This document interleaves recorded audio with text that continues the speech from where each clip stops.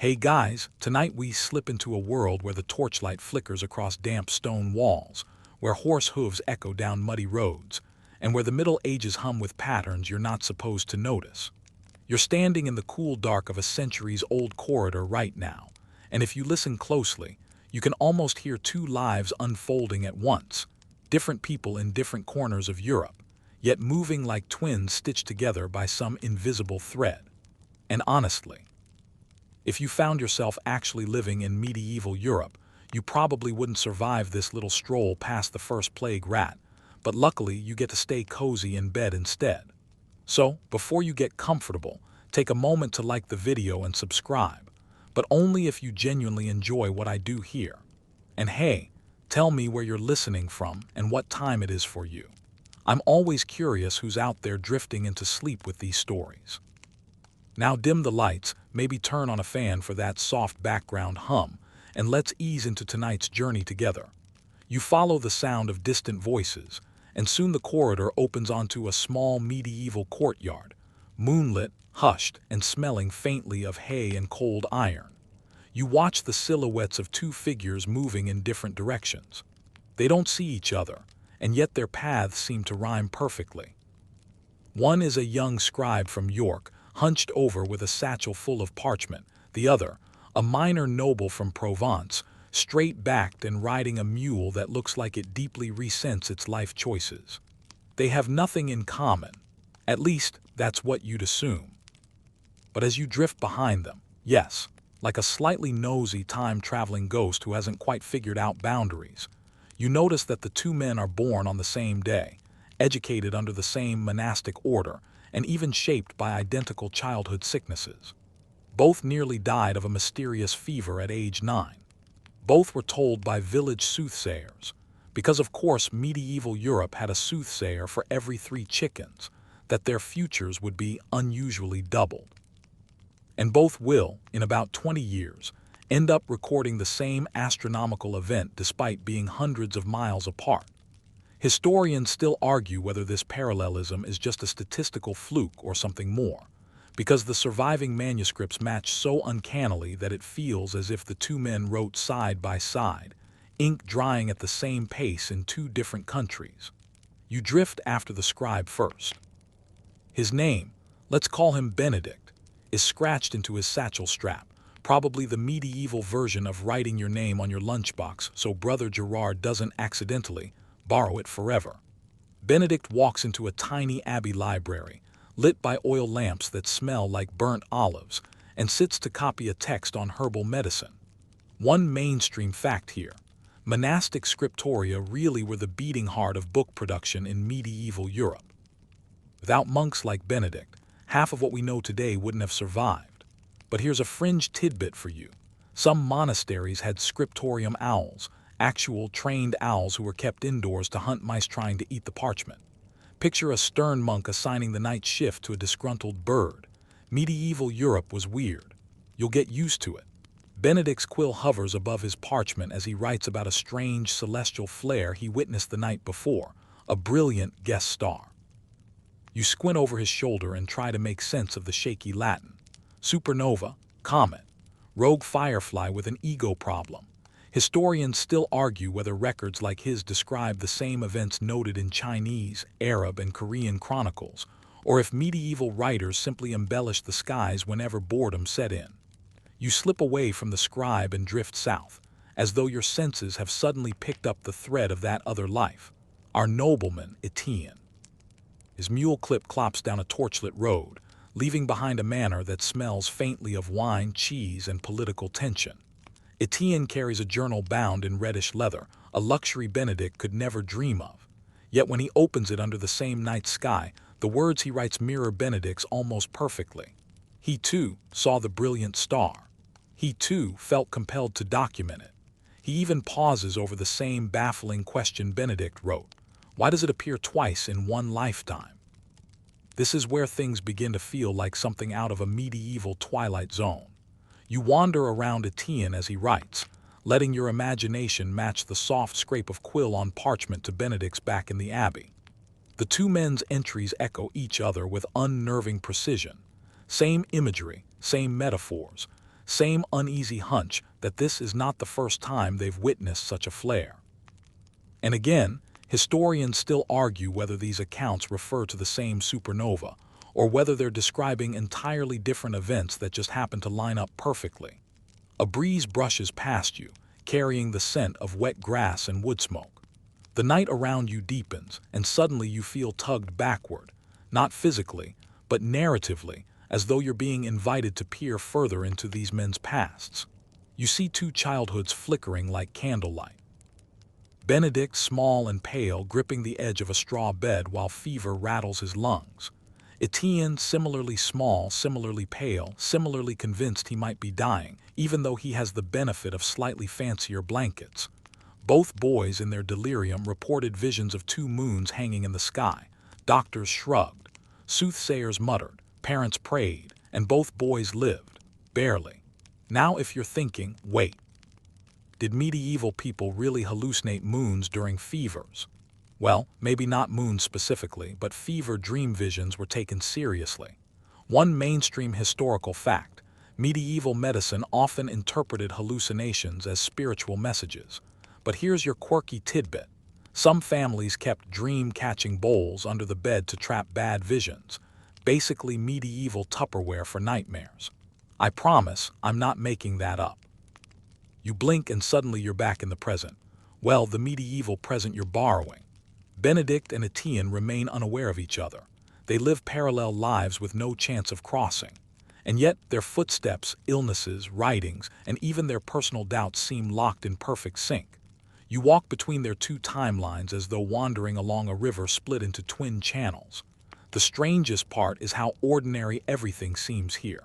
Nothing screams mystical coincidence. No glowing runes. No obvious time loops. Just two men doing medieval things, writing, traveling, surviving the daily ordeal of existing in a world where bathing was optional and bread sometimes doubled as a plate.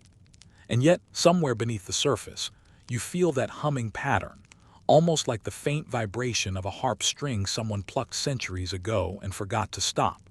You drift forward again, following Benedict as he joins a procession leaving York. Etienne, miles away, mounts his mule on the same morning. You notice their journeys unfold with uncanny parallel milestones. Both encounter a wandering minstrel performing ballads about King Arthur, because apparently that guy was the medieval version of a franchise reboot that never ends. Both stop at villages preparing for Saints' Day festivals. Both scratch identical notes in their journals about the cold snap that arrives out of nowhere.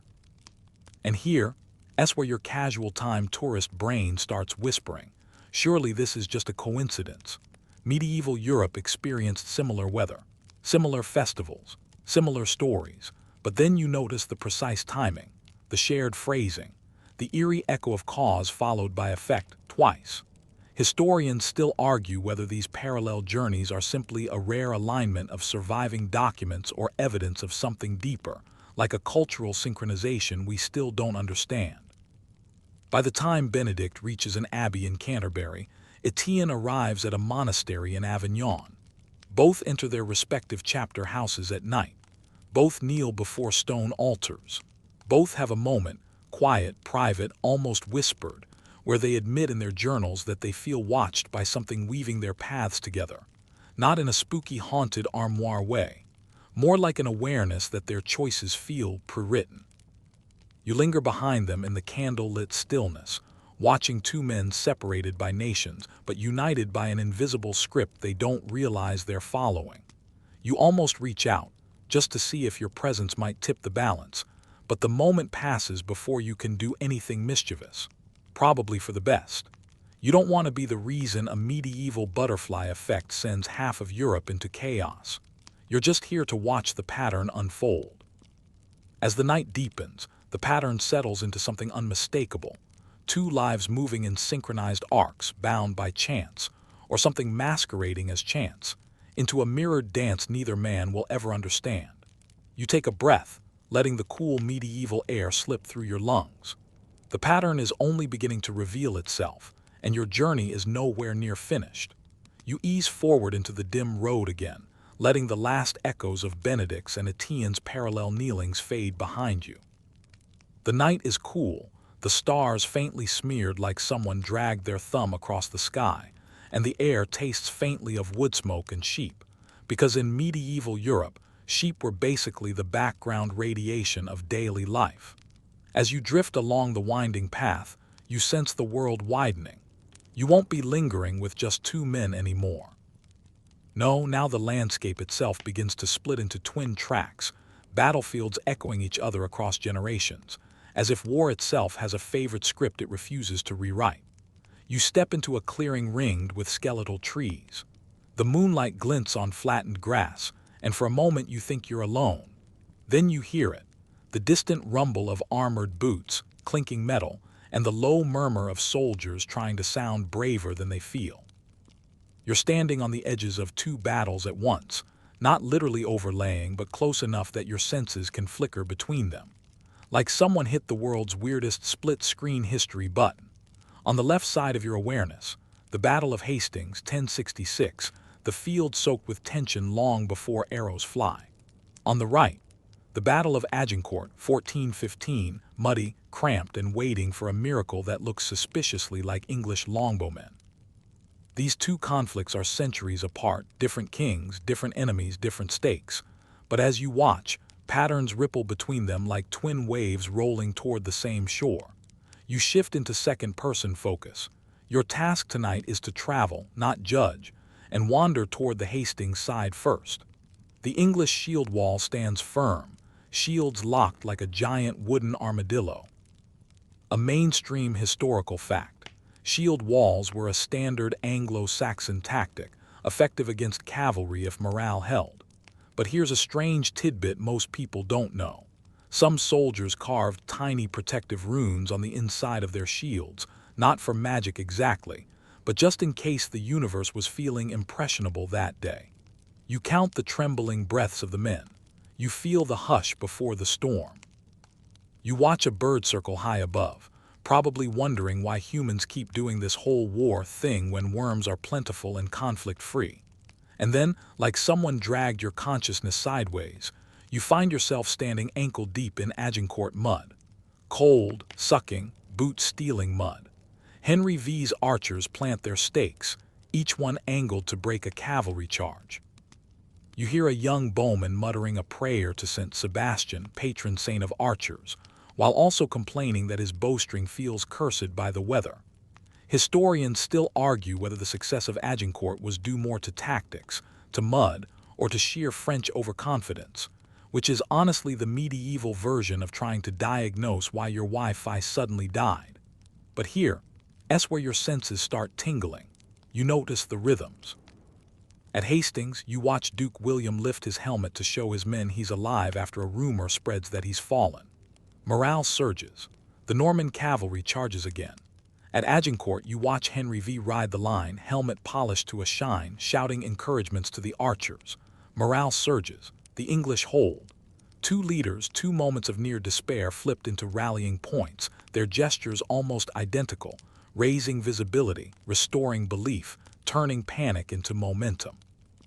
You drift between them like a breeze carrying echoes instead of scents. And then you notice something stranger. In both battles, a sudden shift in the enemy line happens at almost the exact same stage, one created by a feigned retreat at Hastings, the other by a compressed and chaotic advance at Agincourt.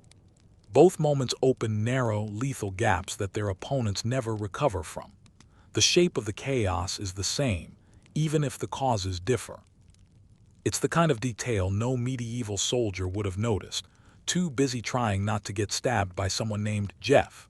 But from your vantage point, the symmetry is impossible to ignore.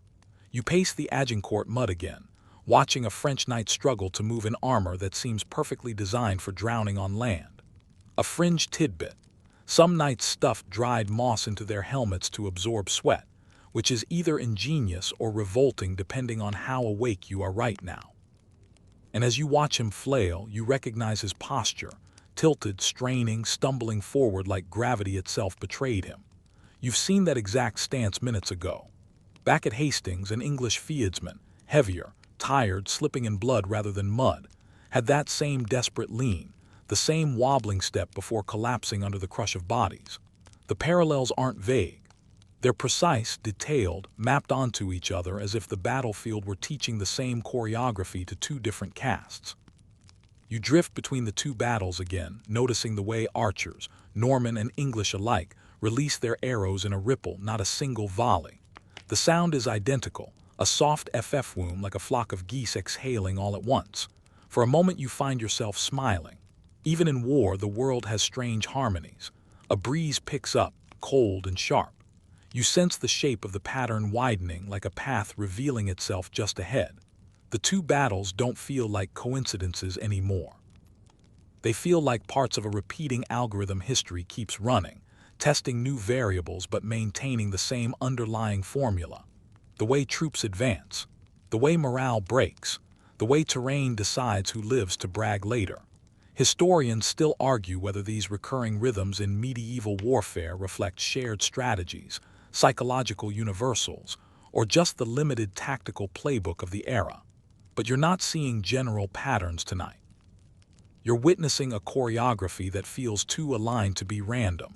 You step deeper into the split battlefield, letting the two worlds blend in your vision. At Hastings, the shield wall trembles. At Agincourt, the mud swallows men by the dozens. At Hastings, William's cavalry thunders downhill. At Agincourt, the French cavalry flails uphill. Down, then up, mirror images again. And then you catch a detail so bizarre you almost laugh. On both fields and opposite corners of your double vision, a soldier loses his helmet in the exact same motion. Hit from behind, staggers, bends to grab it, gets shoved face first into the mud or dirt. Two men, centuries apart, united by clumsiness. It's basically the medieval version of dropping your phone in the sink. You follow both figures for a moment, expecting their stories to diverge immediately. But no. Both men survive the stumble but die minutes later from arrow wounds to the ribs. Same side of the body, same angle, same timing. Even the same last gesture, grabbing at nothing as if trying to catch the arrow mid-flight. Your breath catches. The moon fades into cloud cover. The world seems to hush, waiting for you to notice the next layer. As the battles reach their climax, you step backward, slowly, carefully, letting the violence unfold without you. You're not here to change anything. You're here to watch the pattern settle into place. The Normans win at Hastings. The English win at Agincourt. Opposite outcomes, opposite directions of charge, opposite terrains. Yet the shape of the conflict remains eerily consistent. Morale plunge, leader reappears, enemy line fractures, decisive push, collapse, victory. That shape hums in your bones like a distant bell.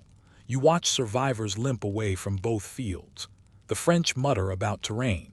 The English mutter about God. The Normans mutter about destiny and right of conquest.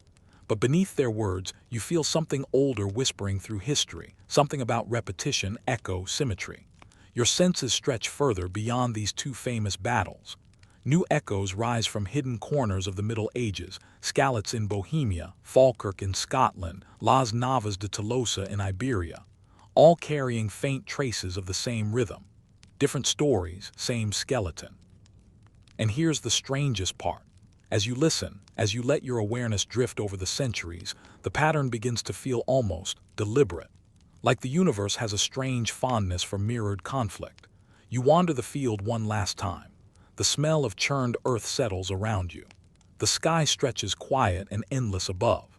And as the echoes of two armies begin fading into the night, you realize the pattern hasn't just repeated. It has invited you deeper into its labyrinth. The next thread is already waiting.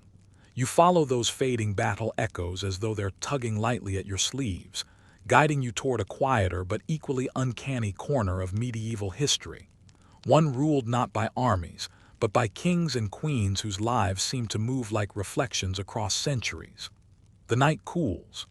The battlefield smells give way to incense, polished stone, and the faint sweetness of beeswax candles. You blink once, twice, and suddenly you're inside a medieval hall where tapestries hang like frozen waves, and the air hums with the subtle tension of people trying very hard to look important. You're drifting toward the throne now. Any throne, really, because tonight they all seem to overlap. Monarchs from different eras flicker in and out of your vision like lantern slides. And as you watch them, you begin to sense that some of their stories feel strangely familiar. Not just in the history repeats itself, cliché way, no. These narratives echo each other with almost suspicious precision. You settle beside a king whose crown looks slightly too big for his head, which is honestly the medieval version of wearing shoes you haven't broken in yet. This is King Henry VI of England, pale, gentle, and chronically overwhelmed by the job of ruling a kingdom that seems determined to give him headaches. A mainstream historical fact: Henry VI suffered bouts of mental collapse so severe that he was sometimes unable to speak or recognize people around him. You watch him pace, muttering softly, fingers brushing the embroidered lions on his robe. His advisors hover nearby with that nervous energy usually reserved for babysitting someone else's toddler. And then, you see something flicker at the edge of your perception. Another king, another life, another realm. You shift your gaze and suddenly you're standing beside Charles VI of France, nearly a century earlier, whose own episodes of mental instability shaped the course of the 100 Years' War. He too walks in circles. He too has advisors who look ready to leap out a window. He too wears a crown that seems to weigh more than its gold content. The similarities startle you. Both men ascended the throne young. Both struggled with breakdowns that lasted months. Both ruled during periods of violent civil conflict. Both were controlled by powerful relatives. And both had queens who tried fiercely, sometimes desperately, to hold their kingdoms together. Historians still argue whether these parallels are coincidence, inherited psychological disorders, or simply what happens when medieval monarchies push one person to carry a kingdom's entire weight on his spine. But as you watch the two kings blur and overlap in your vision, you feel the unmistakable pulse of symmetry thrumming again. You glide backward, letting the two troubled kings fade, and find yourself in another palace, sunlit, airy, heavy with the scent of rosemary and old parchment. Here sits Eleanor of Aquitaine, one of the most powerful women of the Middle Ages, queen of both France and England in her lifetime. She is sharp-eyed, regal, and clearly the type of person who would have run a very successful startup if she hadn't been busy managing two kingdoms and a handful of rebellious sons. You drift beside her as she signs a document with a quill that looks like it personally fears her. And then, like a reflection forming on rippling water, another queen appears in your vision, Isabella of Castile, centuries later but carrying the same unmistakable aura of purposeful authority. Isabella, too, commands armies, navigates political labyrinths, and shapes the destiny of continents.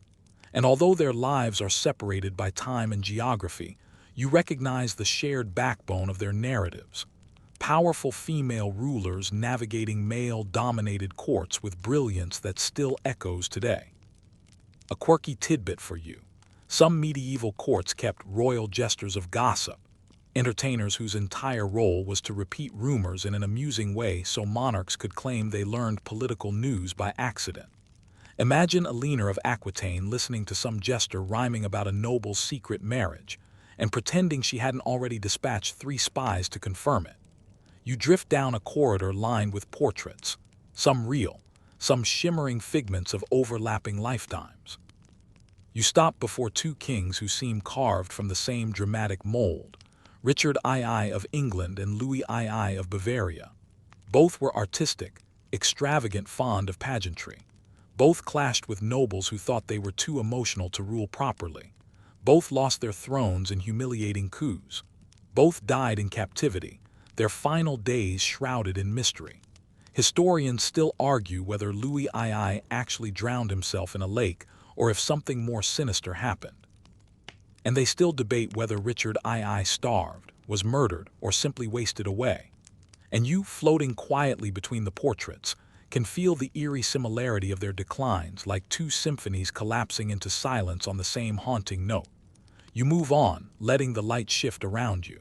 Another throne room materializes, this one modest, Scandinavian, filled with carved wood and soft furs. Here sits a woman whose life feels strangely familiar even before your memory catches the connection.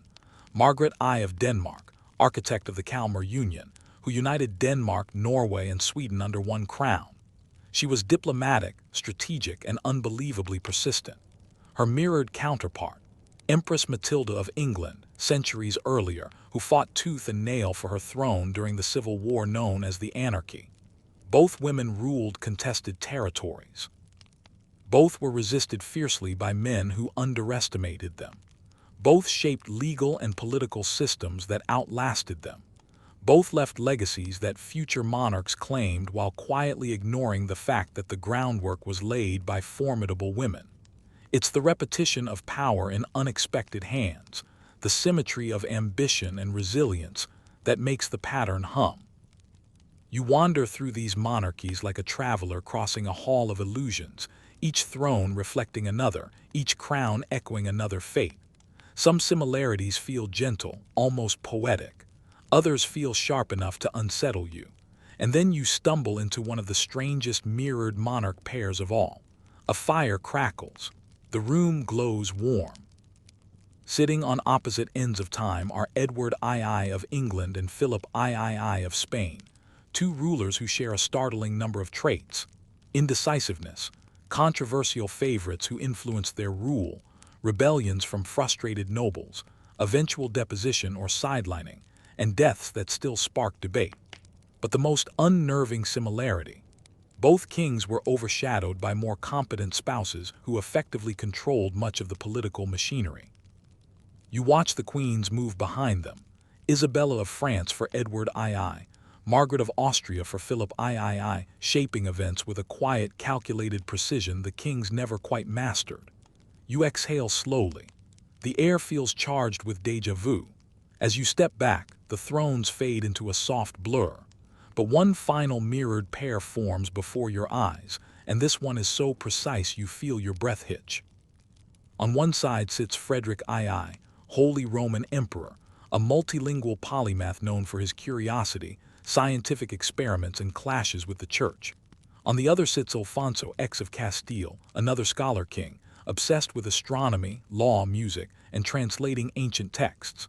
Both men gathered scholars from across cultures. Both pushed back against religious authority. Both wrote treatises far ahead of their time. Both saw their ambitious reforms partially undone after their deaths. Historians still argue whether their intellectual revolutions had a direct link or if their similarities emerged independently. But you watch the two kings writing late into the night in their respective palaces, quills scratching in perfect unison, and the mirrored rhythm feels impossible to ignore. The pattern pulses again, quiet, insistent, undeniable. You drift away from the monarchs, letting their mirrored reigns dissolve behind you like reflections fading from a pond. The halls grow dimmer. The tapestries fall silent. You step into a corridor that feels like the spine of history itself, each footfall leading you deeper into the uncanny architecture of coincidence. You can feel the next thread already tugging you forward, something older, stranger, drifting just beyond the edge of certainty. You follow the dim corridor as it narrows, the air shifting from the warm, beeswax-soft atmosphere of royal halls into something cooler, dustier, threaded with the faint scent of candle smoke and ink that's been drying for centuries. Your steps no longer echo. Instead, they land on thick woven carpets, the kind monastic scribes hand-knotted while debating theology or the best way to keep mice from eating their shoes. Ahead, a glow appears, flickering gold, steady in rhythm. A writing room. A scriptorium not bound to one time or place but stitched together from many. And inside it, you feel the tug of something older than kings, deeper than battles, prophecies that repeat themselves like the universe's favorite punchline. You step into the room and immediately sense that something's off in here. Not threatening, just uncanny.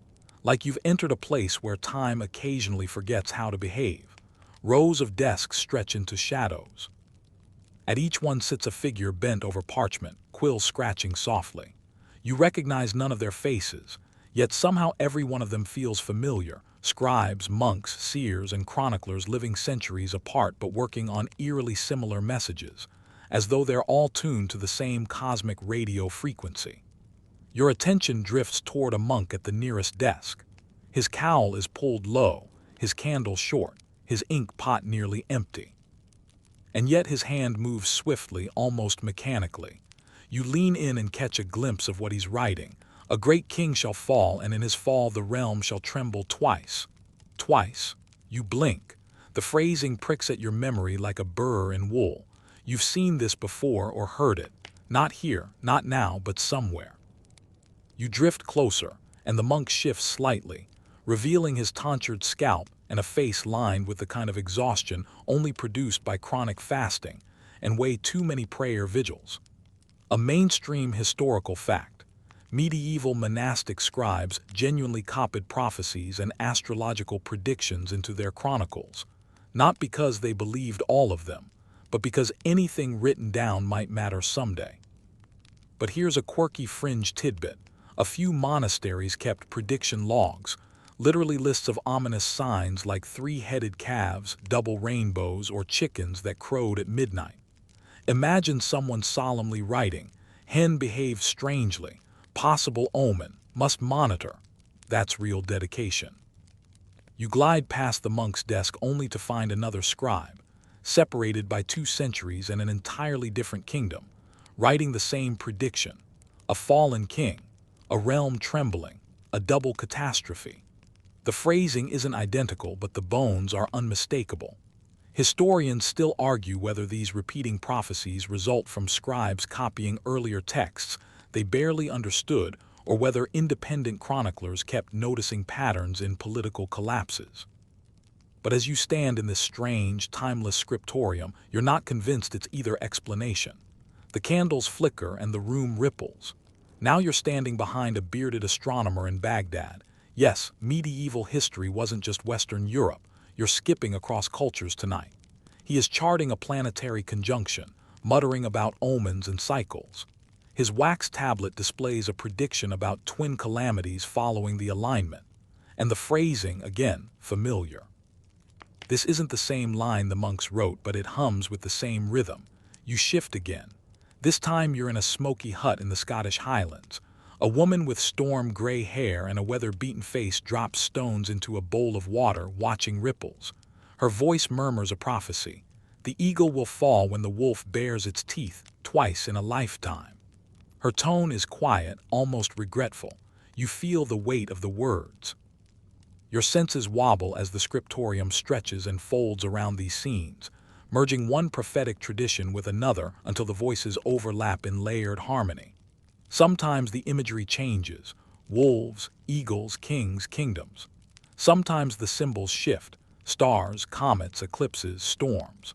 But the underlying structure remains eerily consistent, a cycle repeating twice, as though fate has a habit of running the same pattern in duplicate. You wander deeper into the room and stumble into the presence of the most famous medieval prophet of all, Merlin, or at least a scribe writing in his name. Medieval Europe adored attributing prophecies to Merlin, even though the real origin of most Merlin prophecies was an anonymous Welsh poet who probably had no idea his words would someday be linked to a wizard in a pointy hat. The scribe's quill darts rapidly as he writes, "2 dragons shall rise where one once slept." You've heard that one before too, maybe not the exact wording but the same structure. Double events, twin destinies, mirrored catastrophes. Another candle flickers, and without warning, the world tilts. You're now in a cramped chamber where a scholar from the 13th century pores over the writings of Joachim of Fiore, the apocalyptic thinker who believed history moved in 3 great ages. The scholar is muttering about repeating cycles, eras unfolding and then unfolding again.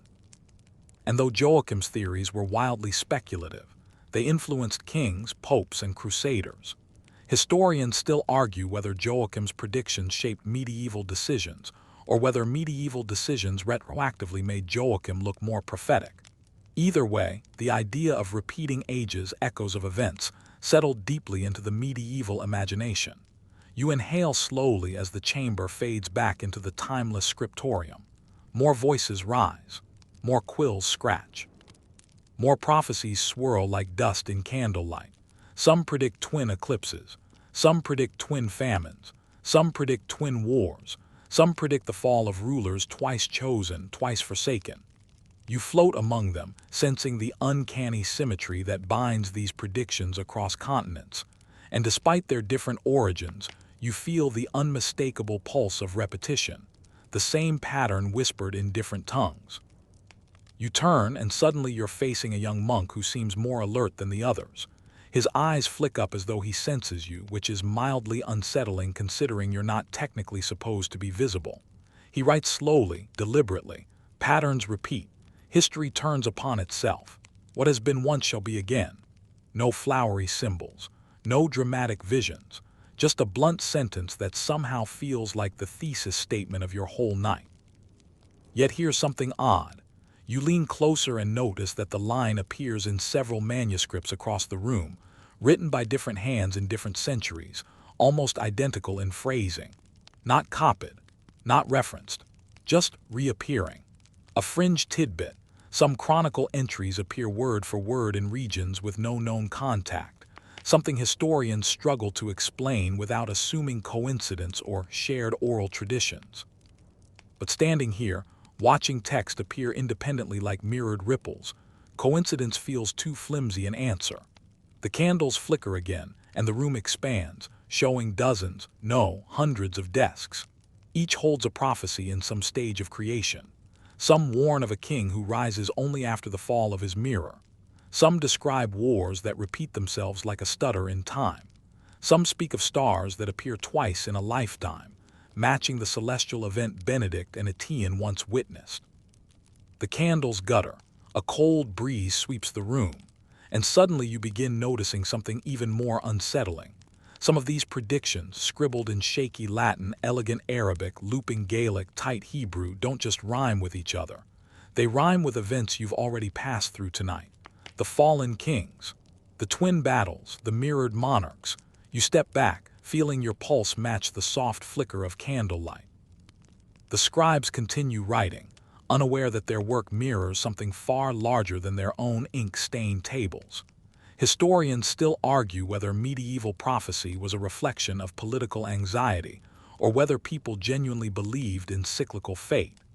But here, in this strange room where centuries overlap like folded parchment, you begin to suspect neither explanation fits.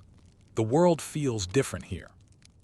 Magical, just strangely synchronized, like an enormous clock whose gears periodically click into alignment. You're watching the ticks. As you move toward the edge of the scriptorium, you notice one final desk, tucked far from the others. At it sits a child, maybe 10 years old, copying a text far too complex for him. His hand trembles, his candle burns low, and what he writes makes your breath catch. The pattern is the key. You lean closer. He writes again. Look for the twice-told truth.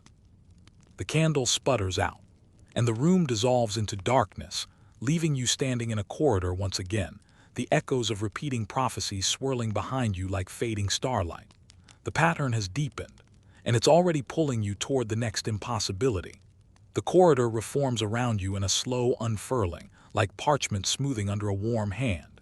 The air is different again, drier, tinged with stone dust and the metallic echo of places where voices travel farther than they should. You feel space opening ahead, vast and cathedral-like.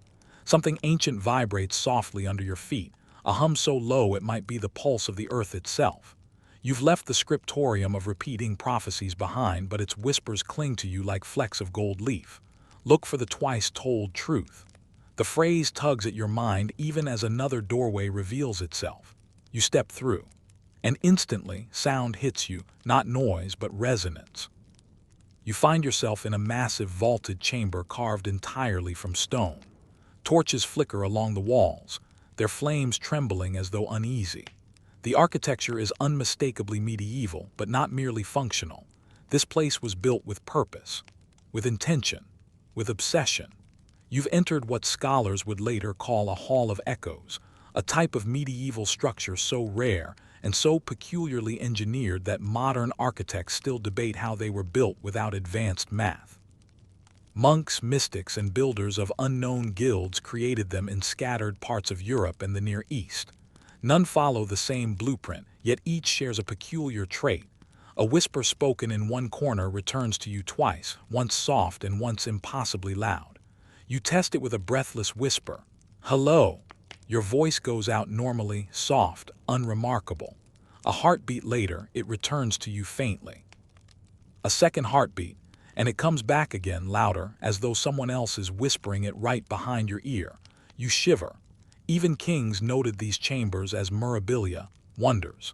Some said they were built for prayer, others said for magic. A few fringe chroniclers insisted they amplified voices for secret councils, or worse, for communicating with beings who didn't walk the earth. But as you stand here, the chamber feels less like a marvel of acoustics and more like a device, an enormous stone instrument calibrated for a purpose long forgotten. Your footsteps carry you toward the center, where a smooth circular slab is inlaid with silver pigment. The patterns etched into it resemble star maps, but not ones you recognize. Constellations twisted, mirrored, doubled. The same celestial symbols you glimpsed earlier in Etienne's and Benedict's mirrored coronations. History tidbit: medieval masons sometimes embedded star symbolism into architecture, but this one is too consistent with everything you've seen tonight. You kneel and touch the slab. It's warm. Then the chamber reacts. A deep groan rolls along the walls, followed by a subtle shift, as though the entire hall just breathed. Torches flare higher. Dust swirls upward in spirals that look almost intentional, forming vague shapes before settling again. Then you hear it. A whisper, not yours. Not an echo. A whisper that does not belong to this room. At first it's faint, like parchment rubbing against parchment. Then words emerge in a dialect of medieval Latin so archaic it precedes most surviving manuscripts. The pattern repeats in stone as in flesh. Your pulse spikes. You turn, expecting someone to be standing behind you, but the chamber is empty. Another whisper follows from the opposite corner. The twice-born king, the twice-fallen star. Then a third above you. Find the mirror that does not reflect. The whispers overlap, building in intensity, echoing at different pitches like multiple versions of the same voice speaking across centuries. The walls vibrate, the floor trembles. You feel the chamber pulling something toward coherence, like it's assembling a message the way a scribe assembles letters on a page. Then a single, unified whisper everywhere at once. The pattern is not prophecy, it is design. The torches go out. For a moment there is total blackness. Not peaceful darkness, but a suffocating, depthless void, as though the stone walls have vanished and you're suspended in something older than time. Then a light emerges. Not fire, not torchlight, something colder, bluer. It begins at the center of the slab, expanding outward in thin, glowing lines that trace the etched patterns, constellations that now shift before your eyes, rearranging themselves into something recognizable. Two constellations, two identical shapes, mirrored. Connected by a precise geometric line. Twin patterns in the sky, twin patterns in the coronations, twin battles on the battlefield, twin prophecies written centuries apart, and now twin constellations carved in forgotten stone. The whispers return, one last time, speaking in a language you somehow understand without knowing it. The twice-told truth leads to the twin origin. A gust of cold air sweeps the chamber. The glowing lines retract like ink drawn back into a quill. And you are standing once again at the chamber's threshold, the slab dark and ordinary beneath your feet. Whatever message the Hall of Echoes wanted to give you, it has given. But a new direction has taken shape. A pattern of twos. A design hidden across centuries. And a path pointing toward one final impossibility that ties every coincidence together. The chamber doors creak open behind you, revealing a staircase descending deep into the dark, downward, into something older than the medieval world itself. There's no turning back now. You descend the staircase slowly, one careful step at a time, the stone cool beneath your hands as you steady yourself on the wall. The air grows heavier as you go, thicker with dust and something stranger, something like the faint sweetness of parchment that's been hidden away for centuries. The echoes of the hall above fade behind you, replaced by a deepening quiet that settles around you like a cloak. Your mind keeps circling those whispers, twice-told truth, design, twin origin. The phrases orbiting your thoughts like stubborn fireflies. But the staircase urges you forward, downward, into a passage that stretches into dimness. Ahead, a soft amber glow flickers, just enough for you to make out the rough-hewn shape of a doorway. When you step through, you enter a room very different from the engineered precision of the echo chamber above. This space feels lived in, cluttered, almost chaotic, a scribe's nook, but not a scribe of any monastery you've ever heard of. Shelves sag with scrolls bound in leather straps. Chests overflow with coins, charms, seals, and cracked wax tablets. The place looks like the inside of a historian's mind left unsupervised for 1,000 years. The most striking thing, though, is the names. They're everywhere. Scrawled on parchment scraps, carved into wooden planks, etched into the stone walls. Hundreds upon hundreds of names written in every medieval language you recognize and a few you don't. But it isn't the number that chills you, it's the repetition. You spot the same 10 or 12 names over and over again. William, Eleanor, John, Matilda, Baldwin, Raymond, Helena, Margaret, Henry. Again and again in different handwriting styles across centuries of parchment. Your breath hitches when you realize something even stranger. Beside each name there's a symbol, always one of the same 5 symbols repeated in different combinations. A crown, a sword, a star, a cross, a circle. The pairings make no sense at first. A Henry with a sword, another Henry with a star, another Henry with a circle, but then something clicks. These aren't surnames, they aren't identifiers of who. They're identifiers of fate. A crown marks those who ascended to rule. A sword marks those who died violently. A star marks those associated with celestial omens. A cross marks those tied to holy causes. And the circle, always last in the sequence, marks those whose lives supposedly ended and then somehow continued. You blink. That can't be right. Medieval chroniclers loved symbols, but this consistency, across different tongues, kingdoms, and script styles. Historians still argue whether medieval naming patterns emerged organically or whether they were influenced by wandering clerics copying traditions across borders. But even the most generous explanation can't cover the eerie duplication you're seeing now. You reach for a parchment pinned to the wall. It's brittle with age, corners flaking like ash. Written in a rushed, messy Latin, it lists a sequence.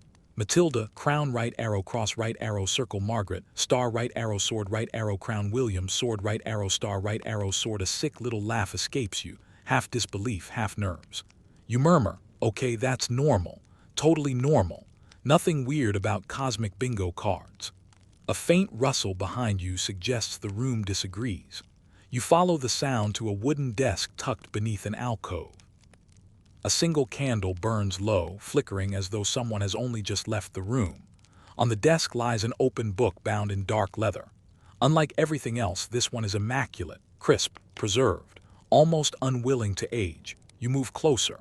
The pages are filled with neat columns, each containing a name and 5 blank slots beside it. Some have been filled. Some remain empty.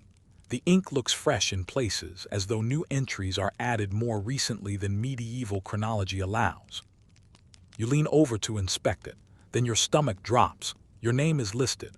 The handwriting is the same elegant script used for entries dated to the 12th and 13th centuries. Beside your name, the first 2 symbols are already inked in. A star, a circle. You swallow hard, your brain scrambling for rational explanations. Maybe you're imagining things. Maybe the name is shared. Names repeat across generations after all. Medieval Europe was crawling with Johns and Williams and Thomases. Name repetition was almost an epidemic.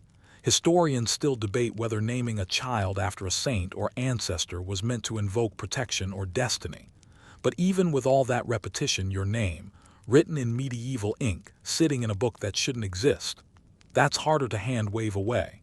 You reach out, almost without meaning to, and brush your fingers across the ink. It's dry, not fresh, not new. It belongs here. The candle sputters, throwing elongated shadows across the parchment-strewn floor. Another joke slips out before you can stop it, your voice cracking at the edges. Great, I'm in a medieval spreadsheet. My parents would be proud. But your nerves don't settle. The room feels heavier, sharper, as if aware you found something you weren't meant to. You close the book slowly, gently, as though afraid it might scream, and look around. The repetition of names can't be chalked up to coincidence. This chamber has preserved centuries of record keeping, all pointing to a strange truth. Certain names recur in medieval history with patterns too precise to dismiss.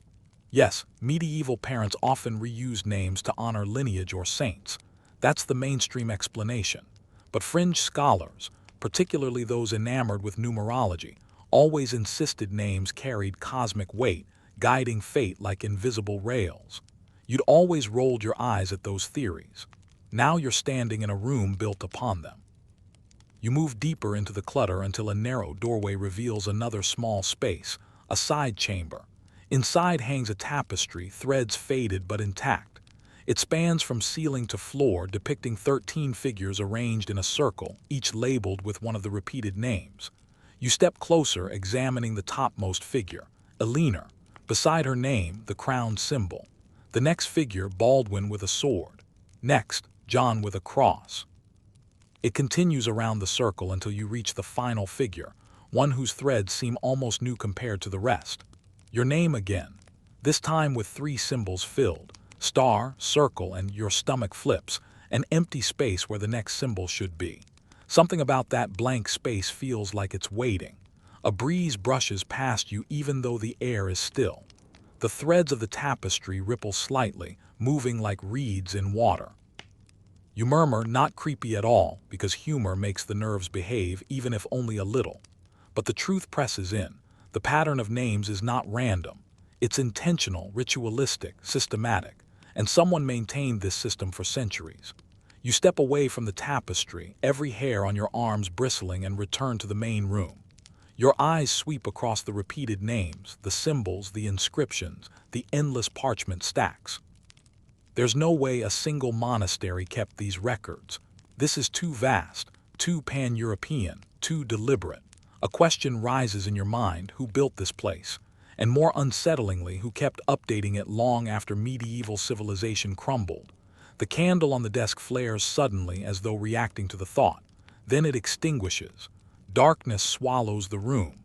Your breath catches, the silence pressing against your ears. For a moment you wonder whether the shadows themselves might rearrange into more symbols.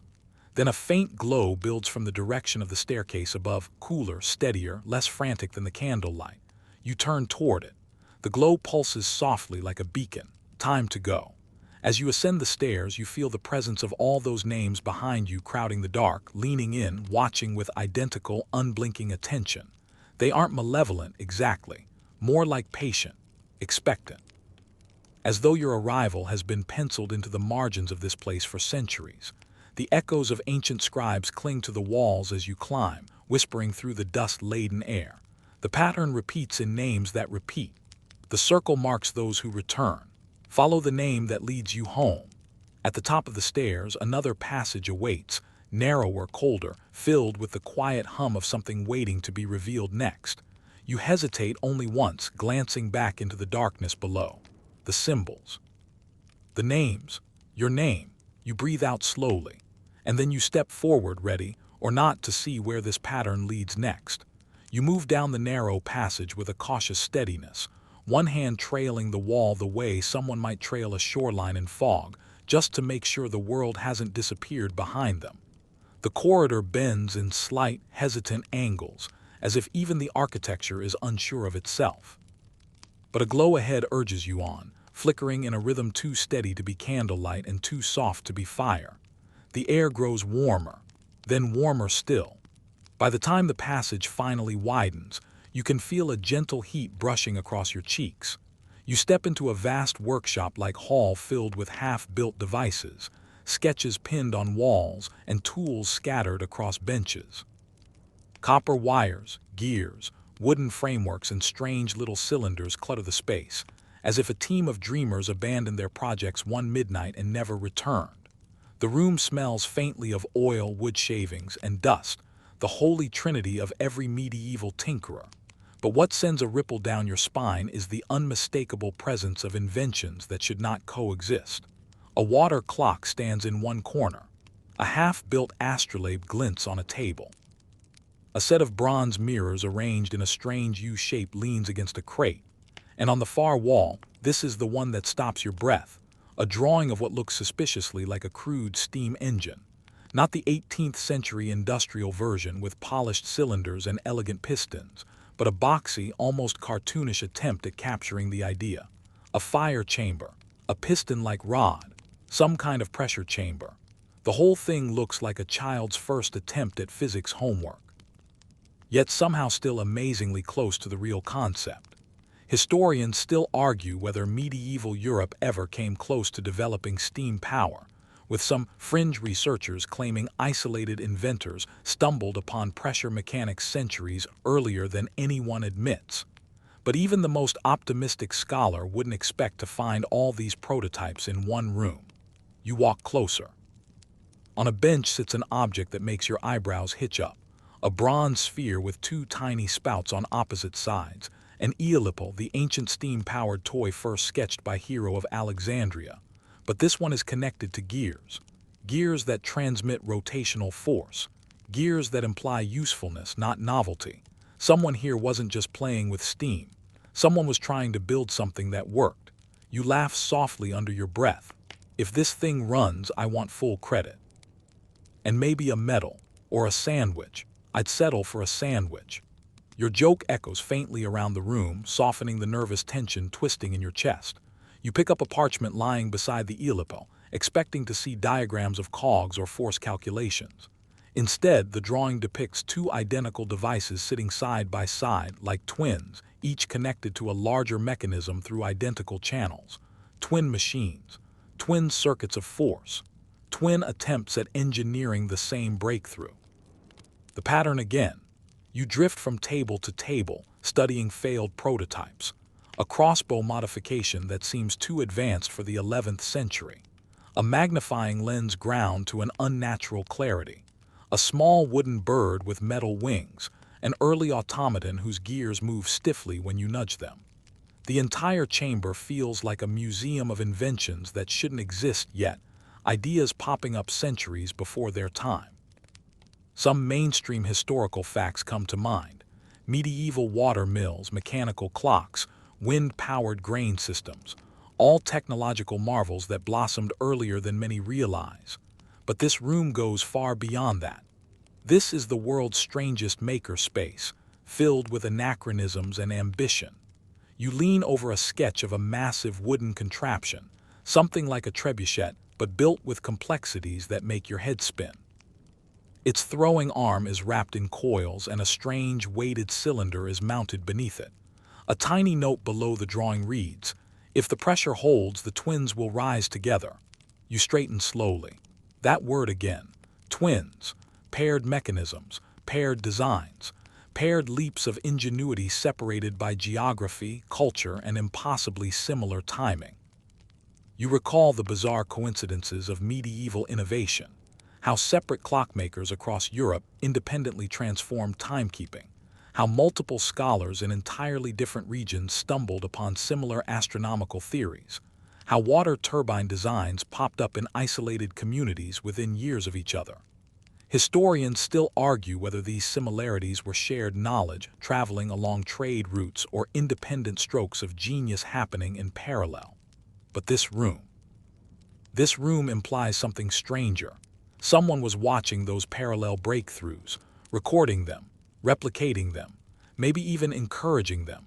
You pause beside a polished board displaying dozens of thin wooden slats. Each slat is inscribed with two names, one from Europe, one from the Middle East or Asia, connected by a thin piece of twine. For example, Gerbert of Aurillac, Ibn al-Jazari al-Biruni, Regiomontana Sousson, Richard of Wallingford, pairs of thinkers separated by thousands of miles, yet united by ideas that unfolded like synchronized steps in a dance. Gerbert and Ibn al-Jazari both pushed mechanical engineering forward. Sousson and Richard of Wallingford designed astronomical clocks centuries apart yet nearly identical in function. Even the rope tying each pair together seems symbolic, a physical representation of invisible threads linking distant minds. You run your fingers across the names, the twine vibrating faintly at your touch, as though acknowledging you, as though humming with recognition. On the far end of the hall stands a narrow doorway draped with a thin curtain. You push it aside and enter a smaller chamber lit by a single floating orb, not a candle, not oil, but something else. Something that glows with a cold, bluish light that makes your skin prickle. You almost back out of the room right then, because on the walls hang portraits, not painted, not drawn, but inscribed, etched into thin metal sheets with an almost modern precision. There are dozens of them. Each portrait shows a medieval inventor, thinker, or craftsman. Facial details are startlingly accurate, expressions intense, focused, curious. But here's what stops your breath. Each portrait appears twice. Two identical engravings of each person, side by side. Sometimes with subtle differences, a longer beard, a deeper crease around the eyes, but unmistakably the same individual rendered twice. A plaque beneath the first pair reads, "The first spark seen twice." You swallow. A fringe theory among medievalists claims that dual geniuses, people whose names appear in widely scattered regions' records, may represent mistaken identity or multiple individuals conflated by scribes. But this doubles them intentionally. You step closer to one particular pair, an engineer whose name you recognize from the twine board, Su Song, the Chinese polymath who built an astronomical clock so advanced it took centuries for Europeans to match it. His engravings sit side by side, but the gears behind him differ. One shows a water-driven escapement. The other shows a spring-driven one invented much later, as though he existed twice. As though innovation did not follow linear time here, but mirrored time, split time, twin time. A faint tremor runs along the floor. You turn sharply. The orb's light flickers once like a blinking eye, and suddenly you hear something, a low, rhythmic ticking, not from one machine, not even from two, dozens, ticking in unison from different corners of the workshop. Clocks that shouldn't work begin to stir. Gear trains begin to whir softly. Pressure chambers hiss gently as leftover steam expands. Bronze mirrors catch the orb's glow and bounce it around the room in spirals. It's as if the workshop has woken. You stand perfectly still, listening to the machines chattering softly to one another in mechanical murmurs. The rhythm is steady, synchronized, strangely comforting, like a heartbeat. Then, something impossible happens. A drawing pinned to one wall begins to move. Not alive, nothing that dramatic, but trembling faintly like parchment responding to a draft. But there's no draft. The drawing peels away from the wall and glides to the center table, landing with deliberate, careful grace. You walk toward it slowly, heart thumping, breath caught halfway between fascination and "I'm definitely going to pretend this is normal." The parchment unfurls itself, and on it you see a sketch labeled, "Origin device, twin engines required." Two identical machines. Two identical operators.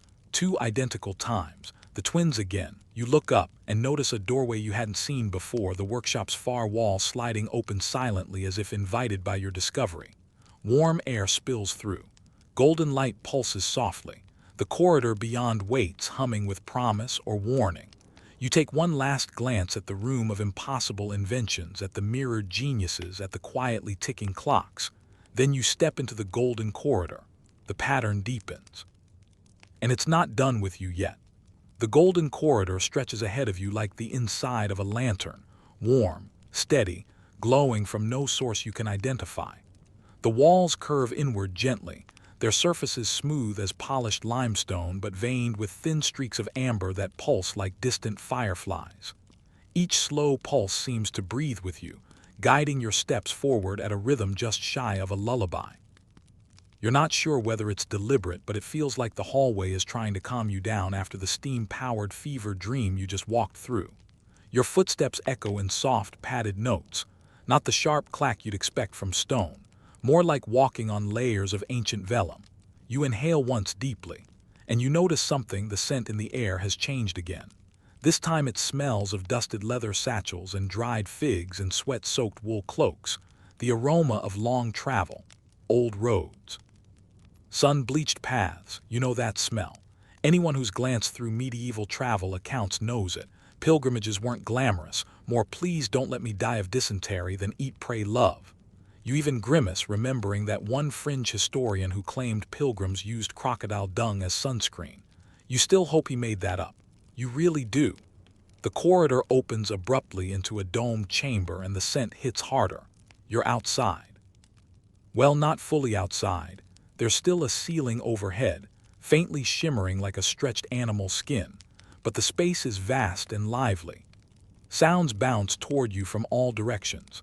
The shuffle of boots on crushed gravel, the jingle of cheap tin pilgrim badges, the muttering of prayers in a dozen different languages, the low grumbles of tired oxen pulling carts. You've stepped into what appears to be a medieval pilgrim crossroads, a hub where travelers met before branching off toward Canterbury, Jerusalem, Santiago, Rome, or 100 local shrines. Rows of tents, wagons, fires, and makeshift stalls fill the landscape, arranged in a rough spiral pattern, a layout some scholars insist happened naturally, though others suspect it was a quiet way of maintaining order among exhausted wanderers. You stand at the edge of the spiral. Pilgrims move past carrying staffs, gourds, satchels, and small charms dangling from belts or cloaks. Their clothes are worn, their faces sunburned, their expressions a mixture of hope and regret. Medieval travel was risky business. You get lost, robbed, or spiritually confused by the third day if you weren't careful. A woman bumps into you as she passes, and you nearly jump, because for a split second you could swear she looks identical to another pilgrim on the far side of the camp. Same posture, same cloak, same limp. As she disappears into the crowd, you scan the masses and see it again. Two men crouching by a fire, same height, same nose, same crooked grin. Two children kicking a carved wooden ball, same hair, same laugh. Two elderly brothers reciting the same prayer, same cadence, same pitch. The pattern is subtle at first. Then it becomes impossible to ignore. Pilgrims appear in pairs, not all of them, but enough that your heart sinks. Your throat tightens. You walk deeper into the spiral camp, listening as scraps of conversations drift past you. A French pilgrim muttering about bad omens. A Catalan merchant complaining about a donkey that refuses to move. A Benedictine monk humming a hymn that sounds suspiciously like a 20th century pop melody. You blink twice. Nope. You're imagining it, probably. You follow a group of travelers making their way toward a wide wooden table staffed by two men who look so alike they might as well be copies. Same scruffy beard, same missing tooth, same scar running diagonally across their cheek. They're stamping parchment passports, one after the other in perfect rhythm as if synchronized by long practice. You half expect them to break into a dance number. One pilgrim approaches them and you catch the exchange. Name, Raymond. They stamp. Destination, Rome. They stamp again, both doing it at precisely the same moment. May St. James guide your steps. You should have expected it by now, but your stomach still twists when four more Raymonds line up behind the first, each wearing nearly identical badges on their cloaks. You murmur under your breath, "Okay, medieval parents, we get it. You loved reusing names, but this is ridiculous." A nearby donkey brays as if agreeing with you. You continue moving through the spiraled paths until the crowd thins and you notice something new. A long row of wooden boards displayed near the perimeter, each covered in carved maps of pilgrimage routes. Santiago de Compostela, the Via Francesna, the Camino to Rome, the dusty road to Jerusalem, all recognizable, but below each map is a second map, an identical route mirrored. Not geographically mirrored, but narratively. Each map has two sets of markings, two lines, two accounts. Two almost identical series of events labeled with dates. For instance, Camino Route 1127, the Smith's journey, followed by Camino Route 1127, the Smith's twin journey. You lean closer. The two journeys describe nearly identical events. Day 4, both pilgrims lose their shoes in a river crossing. Day 7, both encounter a wild boar. Day 9, both fall ill, cured by a woman in white. Day 14, both see an unexplained light over the mountains. Day 22, both report meeting a stranger who knew their name. Day 28, both arrive at Santiago at the same hour of the same day. The same, down to the smallest detail. You swallow. Mainstream historians often talk about medieval travelers experiencing similar hardships, bad weather, hunger, dangerous roads, but this level of one-to-one repetition. Scholars still argue whether these duplicate accounts are the result of scribes copying earlier texts or travelers sharing embellished stories that grew more similar with retelling. But the more fringe-minded medievalists, the ones who bring crystal pendants to conferences, speak of parallel pilgrim paths. journeys so alike they form spiritual twins, reflecting divine patterns woven through the world. You never put much stock in that. Now you're not so sure. A soft chime rings through the camp. Then another. The sound is clear, pure, like the beginning of a liturgical chant, but no one singing. Instead, a small group of robed figures emerges from a central tent. Their robes are pale gray, edged with silver thread, and their faces concealed beneath deep hoods. Each holds a simple handbell, and each moves with identical posture, identical stride, identical gestures. They approach the crowd in pairs. One pair moves toward you. You try to step back, but your feet decide they want to be helpful and stay exactly where they are. Classic feet, very inconsiderate. The twin-robed figures stop before you. For a heartbeat, they say nothing.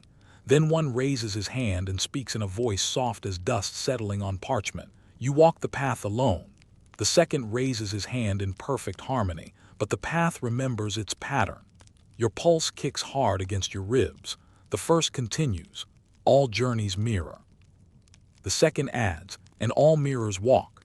You want to ask what that means, but they step aside, gesturing toward the central tent with a synchronized sweep of their arms. The tent flap billows open. Inside glows a soft white light. You take one step forward, then another.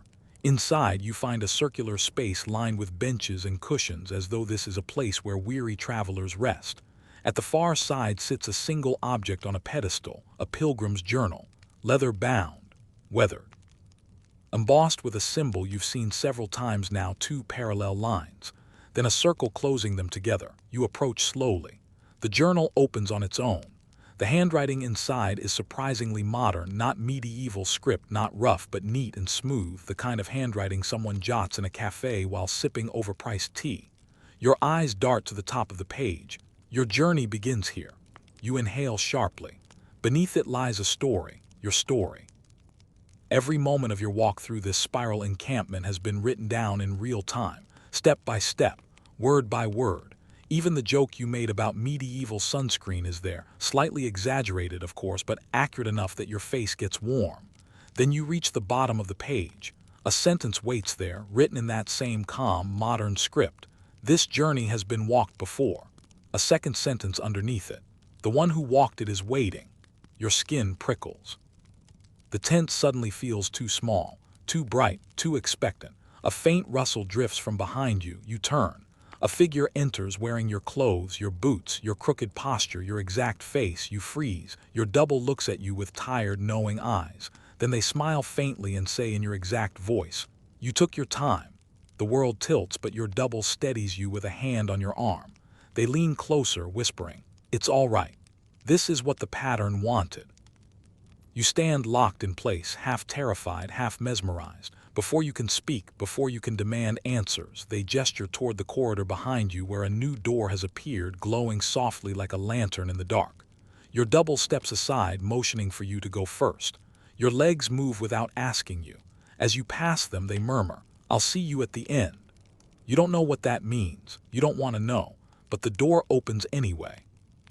And beyond it lies a landscape that hums with the next layer of the pattern, where storms align, disasters repeat, and history begins to tremble under its own mirrored weight.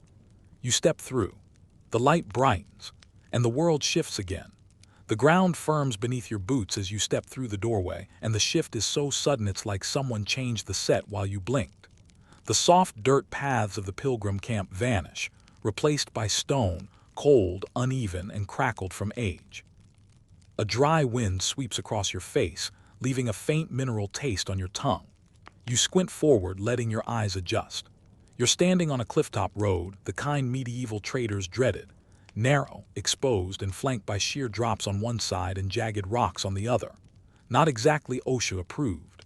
Above you, clouds gather in strange, spiraling formations, as if the sky can't quite make up its mind whether to rain, thunder, or politely menace you from a distance.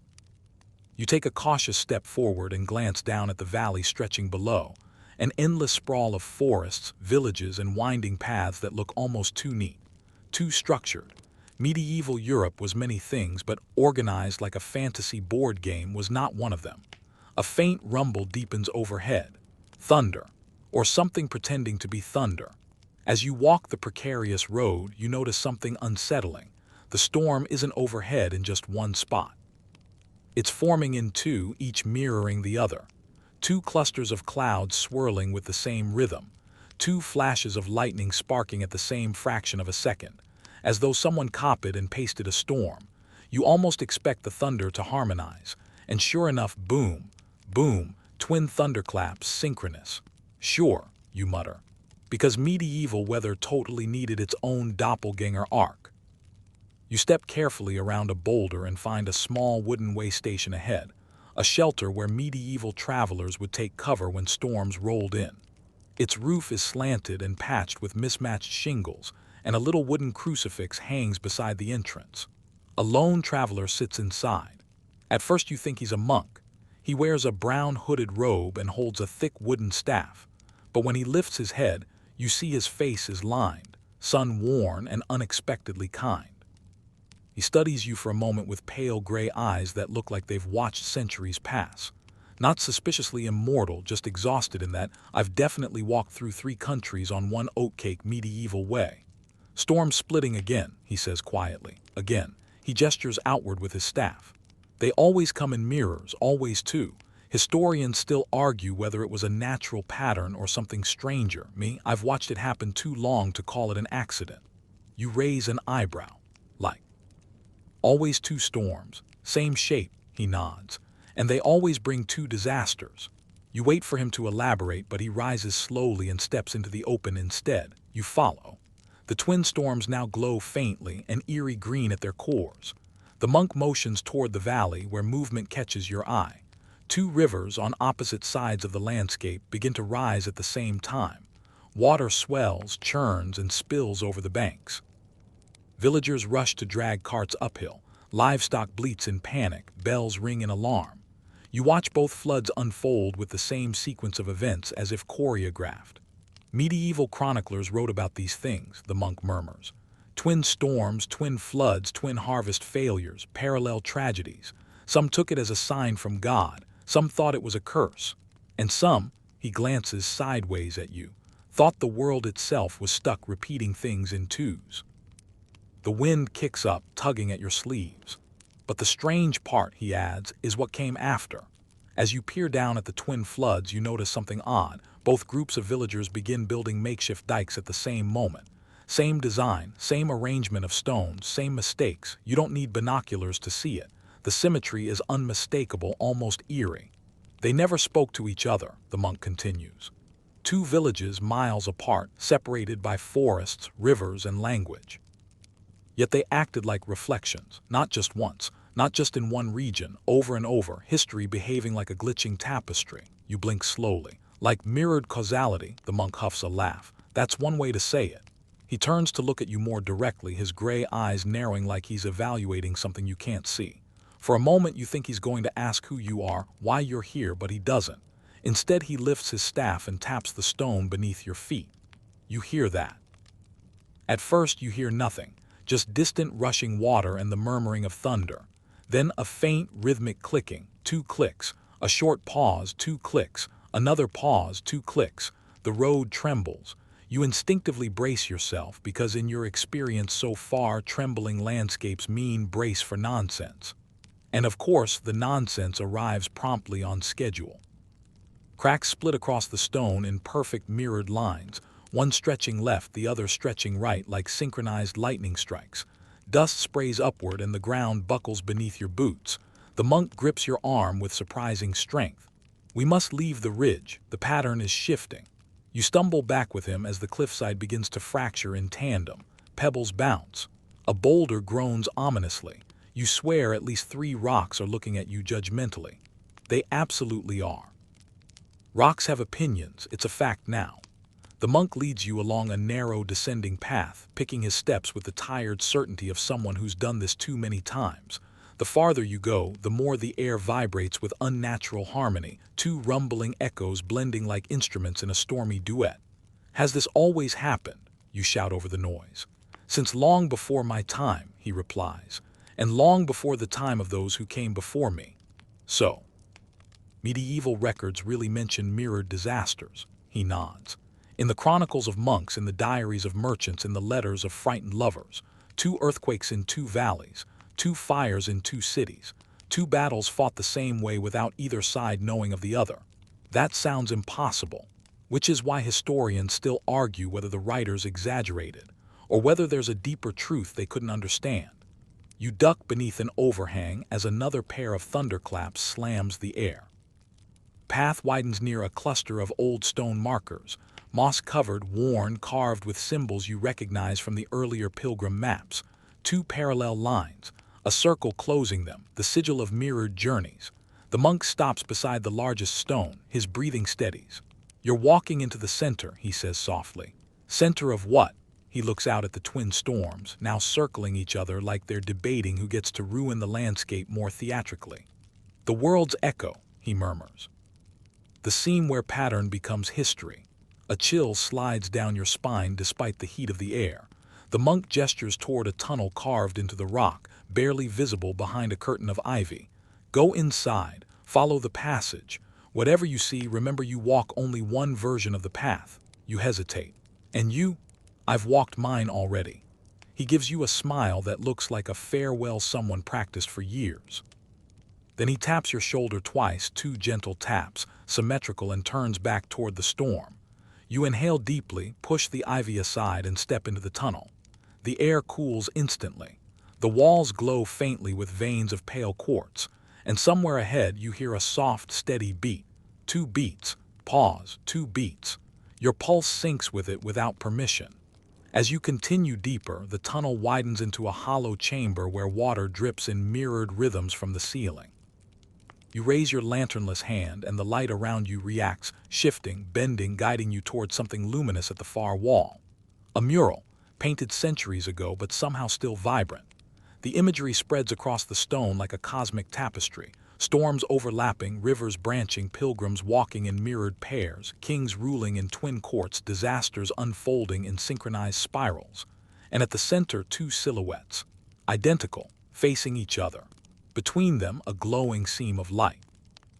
As you approach, the seam flickers softly, giving the faint impression of movement, like a curtain ripple or a breath or a heartbeat that doesn't belong to either figure.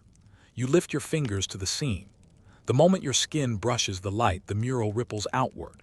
Stone becomes mist. Mist becomes motion. Motion becomes the sensation of falling sideways, not downward. The world dissolves and reforms around you. You gasp, feeling ground solidify beneath your feet once more. But it's not stone this time. It's wood, polished, worn, shifted by countless boots. You blink. You're standing on a medieval ship, and the sea around you is perfectly mirrored. Left and right waves rise in exact unison.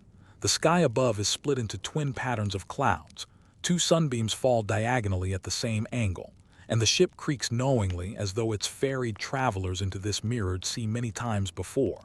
You swallow slowly. The next phase of the pattern has begun. The ship rocks gently beneath your feet, though gently might be a generous interpretation. The boards creak like an elderly man complaining about his arthritis, and the rigging hums in a soft, rhythmic sway. You grip the railing to steady yourself, leaning forward as the sea reflects itself with unsettling precision. Waves rise in mirrored arcs. Foam curls identically to the left and right. Even the salty breeze seems to hit both sides of your face at the same angle. It's beautiful. It's nauseating. It's like staring into a kaleidoscope that somehow got a degree in medieval meteorology. The deck is strangely empty. No sailors shouting commands, no ropes slapping against masts, no barrels rolling dangerously close to your shins, just the hush of water and the soft groaning of wood. It's almost peaceful, if you ignore the crushing sensation that reality is balancing on a knife edge. You take a hesitant step forward. The planks beneath you are unusually smooth, polished by use, not sanded. Sailors in the Middle Ages tended to treat their ships like floating pack mules, and yet this one feels cared for, almost reverently maintained. You run your fingers across the surface, tracing old grooves and dents, the quiet scars of voyages past. Maybe battles, maybe storms, maybe something stranger. Your fingers brush across a familiar symbol carved near the mast, 2 parallel lines encircled by a ring, the same sigil from the cliffside stones. The same pattern repeated in the workshop designs and the pilgrim maps. You exhale slowly. If this turns out to be some medieval Illuminati cruise line, I'm demanding a refund. A soft chuckle answers you, not from the ship, not from the sea, from behind you. You turn sharply. A man stands at the stern, tall, cloaked, hood thrown back just enough to reveal a weathered face framed by windswept hair. His beard is streaked with silver, giving him that dignified, "I've survived things you wouldn't believe" child aura. His clothes aren't exactly monk-like, nor sailor-like. They're more akin to a wandering scholar's garb, patched in places and reinforced in others. He leans casually against the railing. You're not the first to make that joke. You raise an eyebrow. That's comforting, I think. Comfort is relative, he says, especially out here. You approach slowly, eyes flitting between him and the impossible horizon. Where exactly is here? He smiles, not mockingly, but with the gentle patience of someone who has answered this question many times. You're somewhere between histories, he says, between mirrored tides, between what should have happened and what actually did. You nod as if that makes sense, which of course it absolutely does not. He motions toward the water. Do you know about the medieval great voyages, the Norse explorers, the early Mediterranean traders, the African sailors who charted currents long before Europe acknowledged them? You nod again. A mainstream historical fact rises automatically in your mind. Medieval sailors navigated using stars, currents, and sometimes even bird behavior long before compasses became widespread. Their maps were half science, half guesswork, but astonishingly effective. And yet, the man continues, across those distant voyages we find the same odd patterns. Two fleets launching at nearly the same time, two storms striking opposite coasts, two disappearances of two different captains whose logs describe the same strange lights.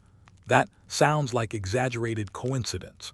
Historians still argue whether it is coincidence at all, he says quietly, or whether sailors were experiencing something the landfolk could not see. You lean against the railing, trying to ignore the sea's symmetrical breathing. What do you think? He glances at you sidelong. I think you should hear a story. He pushes off the railing and walks toward the bow. You follow, the ship swaying beneath you like a wild animal tolerating a rider. Long ago, he begins, voice steady above the sighing winds, there were two ships, one from the far north, one from the warm coasts of the Mediterranean. They left in different seasons, in different centuries, carrying different cargo. Their captains never met, their languages never touched, their gods never compared notes. Yet his tone suggests a very big but is coming. But, he says, they recorded the same phenomenon. You wait, senses alert. A mirrored horizon, he says, exactly like what you see now. You inhale sharply. The sea ripples in unison as if agreeing. They wrote of waves that matched on either side, storms that unfolded identically, even sea creatures moving in mirrored arcs. One captain believed he'd wandered into a divine sign. The other believed he was losing his mind. You watch the man's expression carefully. He looks like someone who spent too many nights staring into secrets he can't explain. They both vanished, he says softly. The northern ship struck ice. The southern ship burned, but here is the impossible part. Both wrecks were found centuries later with identical structural damage, identical burn patterns, identical damage to the hull. That shouldn't be possible. And yet, he says, it happened. You are about to respond, maybe with sarcasm, maybe with genuine awe, when the ship groans sharply. The masts shiver. The sea goes eerily still. Then two splashes erupt left and right, identical in height, timing, and sound. You grip the railing again, scanning the water. Something rises, two somethings. Large, dark shapes glide beneath the surface, circling the ship like great shadows. You catch glimpses of fins, massive, triangular, moving in mirrored synchronization. Sharks, whales, sea monsters. You'd rather not find out. The man steps forward, unbothered. They're guardians. Guardians of what? You whisper. He gazes toward the shimmering horizon, of the seam. A pulse of light flashes beneath the waves. The ship shudders again and the shadows dive deeper until they disappear entirely. You're approaching the crossing, the man says. Few see it and remain unchanged. You swallow. I'm guessing that's supposed to be reassuring, he chuckles. Not everything meant to guide you will comfort you. Sea suddenly shifts. Waves crisscross. The curvature of the horizon warps subtly, like viewing the world through imperfect glass. Your vision wavers. For a moment the ship itself appears doubled, two masts overlaid, two bows, two shadows cast in opposing directions. You blink hard and grip the railing before you topple. What's happening? The seam opens when events align, he says. When two moments of history fold together. When two possibilities strain to become one, or one strains to become two. That sounds complicated. It is, he agrees, which is why people wrote it off as superstition. Sailors told tales, scholars dismissed them, and yet the patterns persist. Two discoveries made on the same date, two chronicles using the same metaphor, two battles fought with identical formations despite no shared tactics. He pauses. And sometimes, he adds quietly, two versions of a person walking the same path. You glance sharply at him, but he's staring straight ahead. The sea darkens. Clouds gather overhead, twin spirals tightening like mirrored galaxies. Wind lashes the sails, the deck tilts. We're entering it, he says. The air hums, the wood vibrates. Your heartbeat stutters into a strange rhythm, 2 beats, pause, 2 beats. Then the sea parts. Not literally, you're spared the full Moses treatment, but it feels parted, 2 identical corridors of water rising on either side of the ship. A whirlpool of mirrored currents forms ahead, spinning clockwise on the left, counterclockwise on the right. You exhale shakily. Please tell me this ship comes with seat belts. The man grins. Just hold on. The whirlpools surge. Light erupts from their centers, one golden, one silver. They twist around each other like strands of a cosmic braid. As the ship enters the vortex, the world becomes a smear of color, motion, and sound. Not chaotic, no. Strangely structured, flowing like twin melodies woven together. Images flicker through the churning brightness. Medieval soldiers marching in mirrored lines. 2 queens kneeling in identical poses before different altars. 2 astronomers sketching the same comet from opposite continents. 2 children playing with identical carved toys despite living worlds apart. You grip the railing with white-knuckled intensity as the ship shudders through the racing images. Why am I seeing this? You shout. 'Cause you've crossed far enough to notice, he says, and the seam recognizes your steps. The light swirls tighter. The ship tilts first left, then right, your stomach somersaults. Finally, the ship bursts through. The world snaps back into clarity with the soft pop of a soap bubble. You stagger forward, bracing yourself on the mast as the dizziness fades. The sea has calmed. The sky is clear. The horizon is normal again, 1 line, not 2. The man releases a long breath. We're through. You blink at him. So where are we now? In the wake, he says. The place where the mirrored worlds separate again, where you can see which parts of history survived intact. You look around. Everything seems ordinary, too ordinary. A calm sea after chaos always feels suspicious, like the moment in a horror movie when the soundtrack cuts out and the audience collectively braces. You step to the railing again. Below you the sea is deep blue, peaceful, rippled, sunlit. But something glimmers in the depths. A faint, narrow seam of light traveling backward along your ship's wake, closing slowly. The man steps beside you. Once it closes, the path changes. What you saw becomes memory, but he studies your face. You carry the pattern now. You open your mouth to ask what that means, but he lifts a hand. Look, far ahead where the ship is pointed, the horizon trembles. A single point of light flickers, then blooms into a soft, shifting glow. It's not threatening, not welcoming, just waiting. That's your next shore, he says. The crossing brought you to it. And what's there, you ask? His smile is faint, enigmatic. The heart of the mirrored faiths. Your breath catches. The place, he adds, where 2 religions rose in perfect parallel. The glow grows brighter. The ship sails on. The glow ahead expands slowly, pulsing like a lantern swaying behind a veil. The ship glides toward it with a confidence you definitely do not share, the bow cutting cleanly through the water as if following an invisible track. The sea remains calm, unnervingly calm. Its surface so smooth you can see your reflection staring back, wide-eyed, wind-tousled, and carrying the lingering shock of someone who just rode a medieval roller coaster through mirrored whirlpools. The scholar sailor at your side doesn't speak. He watches the horizon with a quiet reverence, as though the light ahead is both sacred and dangerous. Maybe it is. As you draw closer, the glow resolves into actual land. a shoreline faintly outlined by dunes and cliffs, shimmering as if sunlight and moonlight decided to collaborate. The ship slows. No sails shift, no ropes pull. It simply eases itself toward the coast as though the water and wood have a mutual agreement you were not consulted on. You step forward cautiously. So, what exactly am I about to walk into? He inhales deeply. A place where faith mirrored itself, where belief sprang up in twin shapes, where people swore they followed the path chosen uniquely for them, only to discover their neighbors followed the same one with different names. You tilt your head. Twin religions, twin roots, he corrects, twin myths, twin rituals, twin visions. Across continents, prophets dreamed the same dreams. Priests wrote the same parables. Entire doctrines blossomed in parallel. He pauses. And sometimes the similarities were so specific it made medieval scribes panic. The ship shudders gently as it touches shallows. You grip the railing, feeling the sand graze the hull beneath you. The man gestures toward the shore. Go on, she brought you here. You glance at him. Are you coming with me? A faint smile wrinkles the corners of his eyes.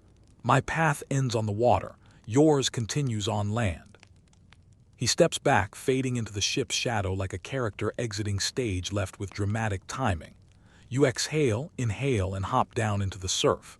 The water is warm, too warm. Like stepping into a bath someone forgot to label dangerously soothing. And as you wade onto the sand, a soft hum vibrates through your footsteps, an almost musical resonance buried under the ground. You mutter, okay, cool. The beach is singing now. Totally normal. The light that drew you here softens, revealing a winding pathway leading inland. You brush wet hair back from your forehead and follow. Gentle dunes rise on either side, dotted with clusters of low shrubs. The air holds the faint scent of myrrh and warm clay, mixed with something floral, jasmine perhaps. It feels ancient and oddly welcoming, but the true surprise arrives when the dunes open into a sprawling valley. Two towns sit there, side by side, barely a stone's throw apart, and they are identical. Same narrow streets, same stepped houses with flat roofs, same central plazas, same stone wells, same carved door arches. Even their temples, or whatever equivalent they are, look like mirror images, one built in pale limestone, the other in warm sandstone, yet structured the same way. You blink hard. Nope, still there. You walk toward the left side town first. Its streets are lively but calm, filled with robed figures moving purposefully, carrying baskets of offerings or jars of perfumed oil. Soft chanting echoes from the temple steps, a rhythmic, melodic prayer. You edge closer. Inside the limestone temple, an altar stands at the center, carved with braided patterns. A priest places two identical lamps on the altar, one of silver, one of clay, while reciting lines in a language that dances at the edge of understandability. The lamps flicker quickly, then stabilize, glowing at equal brightness. You step back as a chill drips down your spine. The symbolism is hard to miss. Twin lights. Twin offerings, twin flames that refuse to outshine each other. You whisper, okay, that's a little on the nose. A young acolyte turns, startled, then smiles warmly. Traveler, welcome. Have you come to witness the binding? You hesitate. The binding, she nods eagerly. The moment when our sacred flame finds its reflection across the valley. The moment we honor the truth that what exists in one world finds form in another. You smile back awkwardly. Oh yeah, totally here for that. Wouldn't miss it for the world. Or the other world, I guess. She seems delighted by your enthusiasm and ushers you deeper inside before you slip away with careful, polite nods. As you step back into the sunlight, you look across the valley to the second town. If this place had a binding, what did its twin practice? Your feet carry you down the slope across a small footbridge that seems perfectly placed, almost too conveniently placed between the two settlements. You enter the right side town, and everything matches, same streets, same pace. Same sense of incense and oil. Same chanting drifting from the warm sandstone temple. You step inside and freeze, because you've seen this altar before, because you've seen those priests before, because the same pair of lamps sit on the altar, same shapes, same size, same materials, but reversed. Clay on the left, silver on the right. A priest places his palms on the altar and begins chanting a different prayer that somehow echoes the meaning of the first temple's ritual. As if two languages tried to translate each other in real time. You stand absolutely still, trying to understand how two religious traditions, apparently independent, evolved in such strict parallel. Your modern brain whispers about anthropological diffusion, shared oral traditions, ancient migrations, all the reasonable explanations. But this is not reasonable. This is choreography. A fringe historical tidbit floats into your mind. Some researchers have drawn bizarre parallels between distant medieval faiths, similar flood myths, similar dualistic cosmologies, similar ritual timings, even when no apparent contact existed. Most mainstream historians shrug it off as coincidence or universal archetypes. But here in this valley, coincidence feels like an understatement. You leave the temple and wander through the streets, absorbing details. In the first town, a mural depicts two divine figures walking side by side, each holding a half of a sun. In the second town, another mural shows the same two figures, but now each holds half of a moon. It's like the valley split one story into two halves and let each town interpret its own half. You step closer to inspect the moon mural, but a shadow moves behind you. A figure. You turn sharply. A robed man with a shaved head and calm expression watches you with curiosity. "You're not from the valley," he says, not accusatory, just observant. "No," you admit. "I'm passing through," he nods slowly. "Few do." You ask, why are the towns identical? Why do both religions perform the same rituals? He doesn't answer immediately. Instead, he gestures for you to follow. You trail him through a back door behind the temple and find yourself in a quiet courtyard filled with stone benches and intricate carvings. He sits. You sit opposite him. "In ancient days," he begins, "our ancestors followed one faith." You lean in. "One? Yes, a single root, a single story, a single tradition, but over centuries two interpretations formed, two paths diverged, and two communities built themselves around two halves of the same revelation." "That happens all the time," you say, "even in real history." He smiles faintly. "Yes, but our division happened in a single night." You blink. "A night." "The ancestors awoke to find half of the sacred manuscripts missing," he says.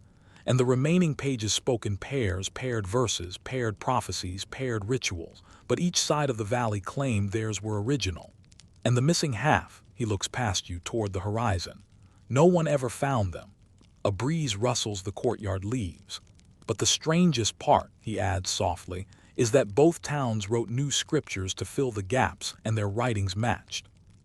Entire passages, identical ideas, identical metaphors, identical visions, written by people who did not speak to each other, could not have spoken to each other." You shiver. "Identical," he nods, "as though a single hand guided two pens." You inhale slowly, unsettled. "Do you know," he continues, "that both towns independently predicted your arrival?" Your heart stutters. "What?" He rises, gesturing toward a stone tablet carved into the courtyard wall.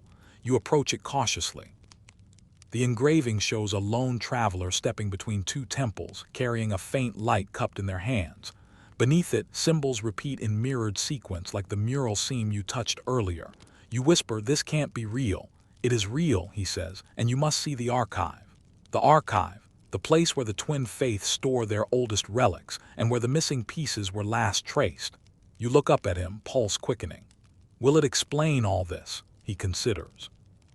"It will explain some, it will confuse more, but it is the path your steps now follow." He gestures toward a narrow trail leading upward along the valley wall. The archive lies in the stone above both towns.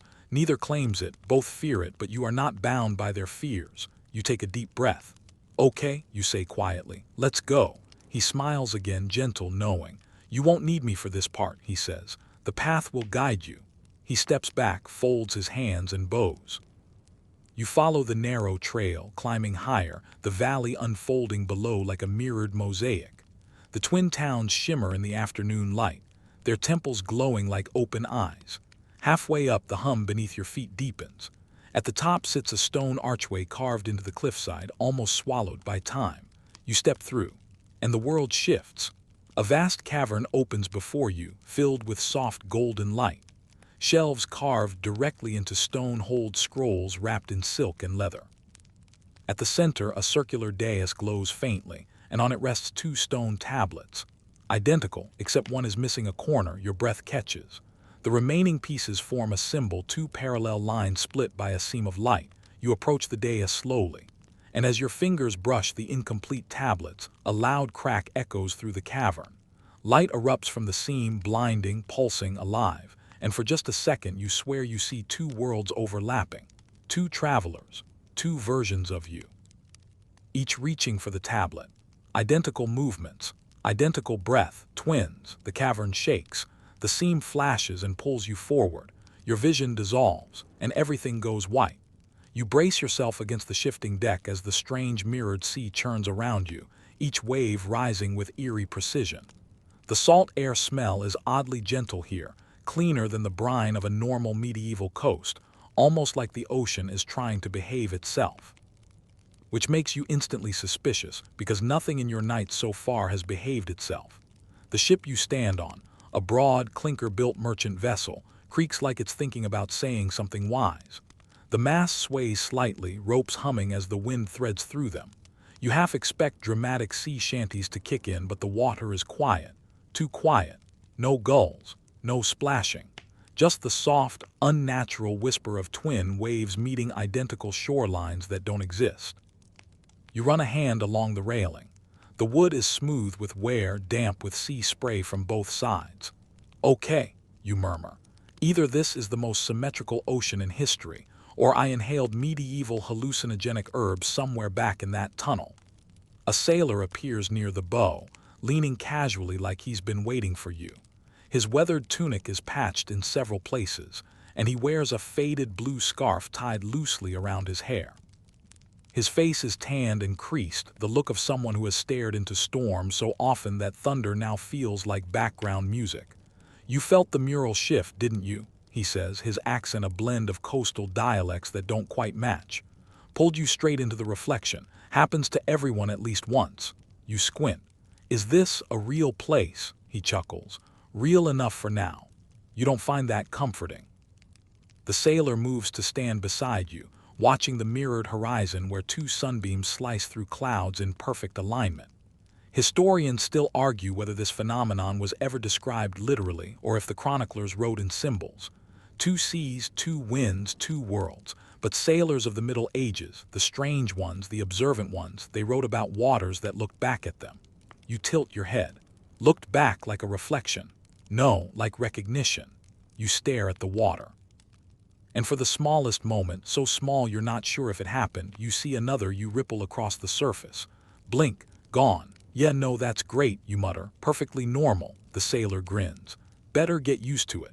A bell clangs somewhere near the central mast. Another sailor shouts a direction in a language you don't quite know but somehow half understand. The ship shifts as the crew begins adjusting the sails. Where are we going, you ask. Not where, the sailor replies. When? You freeze so quickly your joints complain. He laughs again, nudging your elbow. Relax, it's not time travel, more like time overlap. Every so often this sea shows an echo of a medieval moment, a coincidence that shouldn't have happened. You're about to see one. Your heart gives a resigned little sigh. Of course you are. The mirror ocean begins to darken, ripples aligning in more precise ways than water should ever allow. The ship glides forward, no crew needed to steer, as if something beneath the surface pulls you along. The air warms and cools at the same time, a bizarre sensation that makes your skin tingle. Then you see them, two fleets, one on the left horizon, one on the right. Their sails snap in identical rhythm. Their ships cut the water in flawless sync. They move like armies reflected on a pane of glass. You lean forward against the railing. Who are they? The sailor's eyes soften. Two medieval expeditions. Separate kingdoms, separate goals, they never met, never even knew the other existed. Yet they set sail on the same day, built their ships from the same plans, wrote identical log entries about the omens they feared, and vanished the same week. You stare harder. Vanished, gone, without wreckage, without survivors, without explanation. Your skin prickles. So what happened to them? That's the mystery. He crosses his arms. Both fleets left behind journals describing the same strange sights. Drifting lights, doubled stars, ripples in the water that moved independently of the wind. Some wrote of hearing their own voices echo back from the ocean. Okay, you say. So basically the universe was doing improv theater that week. He smirks. Something like that. You notice one ship in the left fleet, a large cog lowering a lantern at the exact same moment its counterpart on the right does. Light swings, flickers, and goes out simultaneously. Your breath catches. That can't be natural, you whisper. No, the sailor agrees, but neither is this place. The wind changes direction without warning, whipping your hair across your face like a medieval hairstylist with an attitude. The ship slows. The fleets come closer, sailing in eerie unison. Their crews move about their decks, each group mirroring the other's gestures, steps, and glances. You narrow your eyes. Are they even real? Are these people alive? Alive in their time, the sailor murmurs. Echoes here. Think of them as impressions stamped into the fabric of history. So like a cosmic photocopy. More like two originals that just happen to be indistinguishably alike. He taps the wooden rail twice, the same mirrored rhythm you've been hearing everywhere. And that's what worried medieval scholars. They saw patterns in everything, twin plagues, twin rulers born on the same day, twin storms like the ones you saw earlier. They thought the world was trying to tell them something. And what did they think the message was? He shrugs.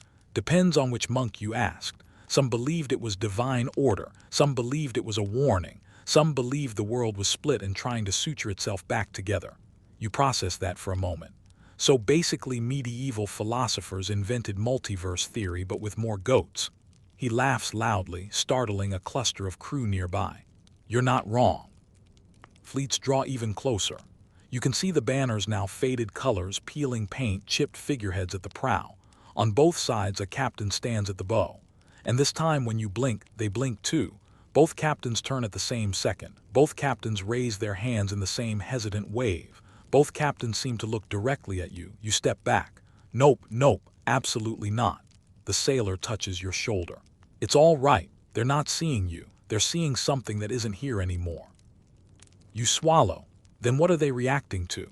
The last thing any of them ever saw. A heavy silence settles over the ship. The mirrored sea begins to pulse, slow, deep vibrations rising through the hull like a heartbeat. Twin whirlpools form beneath the fleets, spiraling in opposite directions but with identical speed. The sailors from both mirrored fleets panic in perfect choreography, running, shouting, tying ropes, grabbing weapons they won't need. Lanterns crash. Buckets spill. A barrel rolls the same way on both decks. You grip the railing. Are we just watching them sink? The sailor shakes his head. No, they never sank. The whirlpools suddenly stop, dead still. The fleets freeze mid-motion. Every sailor becomes statue still. You hold your breath. The sea folds, not sinks, not collapses, fold, like a page turning in a gigantic invisible book. The fleets vanish between the folds without sound, without splash, without debris. One moment they exist. The next they are history's blank space. You shiver hard enough that your teeth click. So what actually happened to them? No one knows. The sailor leans back, studying you. But every few decades, someone reports identical fleets performing identical maneuvers in mirrored oceans. Some say it's memory, some say it's a warning, some say, he taps the rail twice, it's a pattern repeating. The water calms. The mirrored horizon softens. The twin sunbeams dissolve into an even golden glow. You take a long breath, steadying yourself as the ship turns itself toward a distant line of cliffs that weren't there a moment ago. The sailor nods to you. Your next step waits up ahead. Another echo, a bigger one, one that ties everything together. You groan. Of course it does. He smirks, steps back, and performs a little bow. Good luck, traveler, we'll meet again. Before you can ask him what that means, the ship glides into a blanket of fog. Thick, heavy, blinding. Your vision washes out into white. And when it clears, you're no longer on the ship. Your boots rest on solid ground. Cold, dusty stone, echoing footsteps, long vaulted ceilings. You're inside a medieval cathedral, torchlight flickering across walls painted with scenes you recognize. Storms, pilgrim paths, mirrored fleets, twin disasters. At the center of the cathedral, a vast mosaic. A mosaic that pulses faintly with a heartbeat that does not belong to stone. The biggest coincidence of all awaits you. The breath you draw in the cathedral tastes like dust, candle smoke, and something older, like ancient parchment left too long in a vault. Your footsteps echo in soft, delayed repeats, as if the building can't decide whether to answer you once or twice. The vaulted ceiling rises higher than seems possible, ribbed with arches that seem to bend subtly in mirrored pairs, creating the faint impression that half the room is a reflection of the other. You take a few steps forward, your boots scuffing over the stone floor. The mosaic at the center of the cathedral pulls your gaze the way a whirlpool pulls a ship, quietly, irresistibly, without any regard for your personal comfort or your desire to avoid supernatural architectural features. From where you stand, the design looks like a chaotic spiral. But as you approach, the pattern clicks into clarity. It's a map. A strange one, half medieval cartography, half something else entirely. Europe sprawls across the floor in familiar shapes, but each country, each road, each river is duplicated in faint outline beside itself. 2 Italys, 2 Frances, 2 twisting Danubes. One set rendered in bright tiles, the other in faded stone, offset just enough to create a ghost map hovering beneath the real one. Your pulse quickens. "Oh," you whisper. "That's not ominous at all." A dry voice answers from behind you. "It wasn't meant to be ominous, not originally." You freeze, then turn. An elderly man stands in the archway, a scholar by his robes, a monk by his hair, and a chronic overthinker by the way he clutches a stack of parchment like it has personally wronged him. His robe is dark wool, patched neatly. A quill is tucked behind one ear like it grew there. His eyes, sharp and unexpectedly amused, drift toward the mosaic. He steps closer, leaning on a cane carved with small mirrored notches. "The mosaic is a record," he says, "of the medieval anomalies so few believed. Coincidences that defied natural law." You blink. "I just saw fleets vanish into folded water. Belief is not my biggest hurdle right now." He chuckles softly, the sound echoing twice in the massive chamber. "Then you are the right one to see this." He gestures toward the mosaic, inviting you to step onto it. You hesitate, because stepping onto a pulsating historical anomaly seems like something you should run past a safety committee. But the floor hums beneath your boots anyway, urging you forward. The moment your foot touches the first tile, a warmth spreads beneath you. Light trickles through the cracks like liquid gold. The mosaic reacts, shifting, rearranging, clicking into new alignments. Tiles rotate with muted grinding sounds, forming images you recognize, the pilgrim roads you walked, the mirrored storms you survived, the twin floods, the carved tunnel, the mirrored sea, the vanishing fleets, everything leading you to this point. The monk watches your reaction with patient interest. The chroniclers called these events doublings, moments where the world seemed to glitch, where phenomena occurred in nearly perfect pairs without communication or cause. You nod slowly, like parallel reality leaks.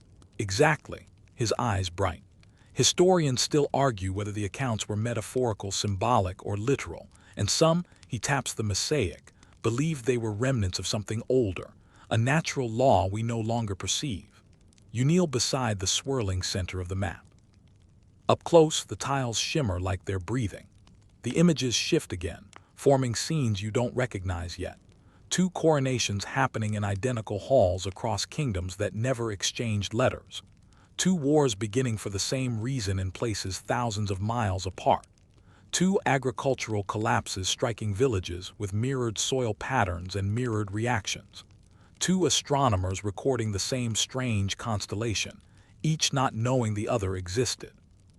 Your fingers hover over one tile showing twin comets blazing across 2 mirrored skies. Why would history keep repeating in pairs? The monk exhales slowly and lowers himself to sit beside you.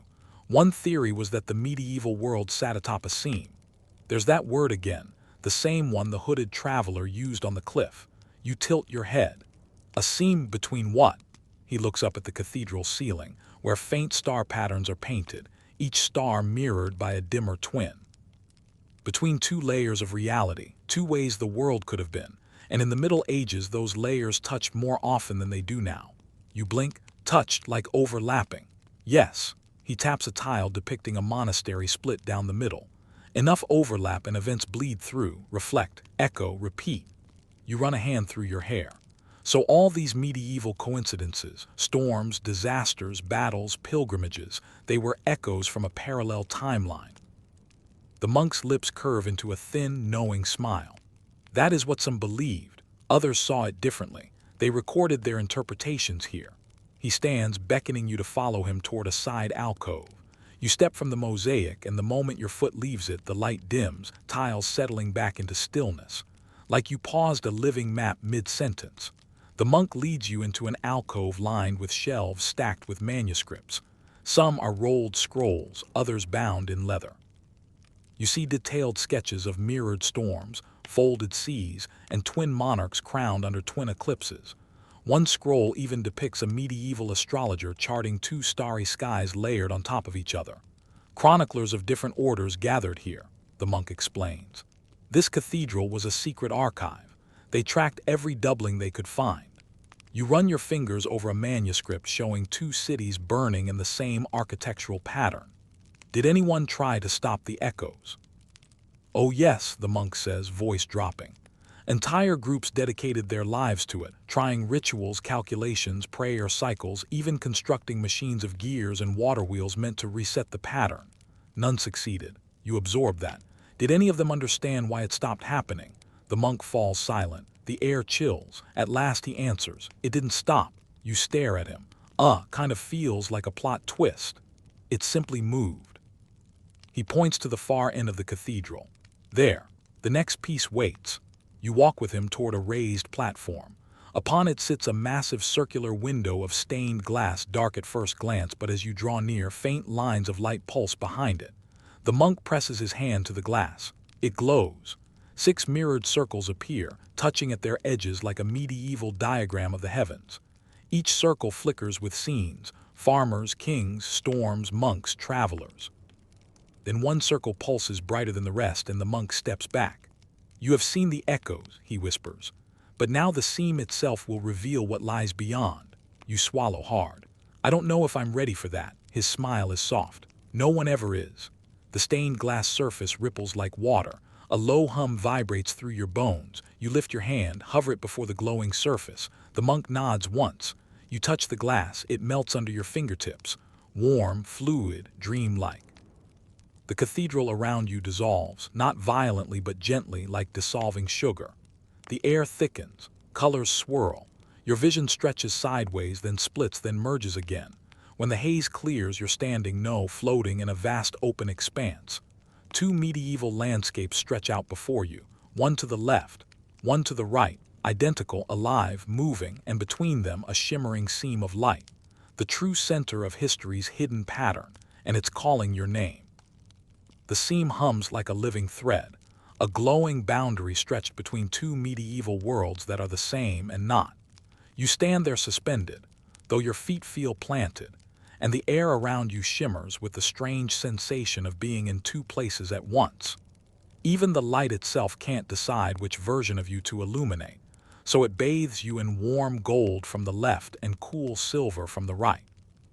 To your left stretches a medieval landscape in familiar tones, forests rolling into farmland, thatched villages smoking gently from hearth fires, a castle rising on a hill like a stone crown.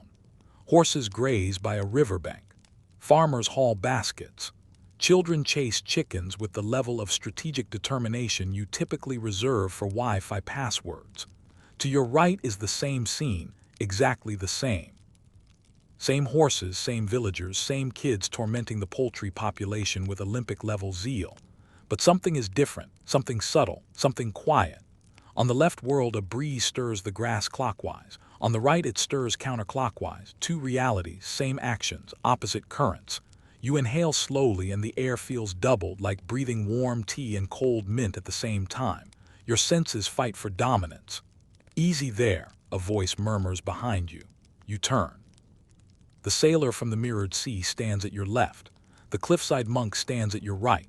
They share the same posture, the same faint smile, but their eyes reflect different worlds. Your eyebrows lift. Oh good, I've hit the part of the journey where everyone I met earlier decides to show up and have coordinated emotional impact. The monk gives a soft chuckle. You are standing in the seam. It is natural that both echoes accompany you. You glance between them. So which one of you is real? They exchange a look, one amused, one patient. Both, the sailor says. Neither, the monk says. Super helpful, you mutter. The seam brightens, glowing like molten glass. The light curves gently upward, forming arches, then lattices, then what looks oddly like a cat's cradle woven through the air. Patterns emerge, circles, spirals, mirrored sigils, the same ones carved into the stones on the pilgrim trail. The monk nods toward the glowing lattice. This is the pattern the medieval chroniclers tried to understand. Every doubling, every mirrored event, every impossible coincidence, they all followed these geometries. The sailor steps closer to the seam, and each time the worlds brushed together, the seam pulsed, brightened, reacted. Reacted to what, you ask? To choice. A wind picks up one warm, one cool, and the seam ripples gently in response. Scenes form within it like reflections in water. You see the twin storms again, twin armies. And travelers, twin kings, twin disasters, twin miracles.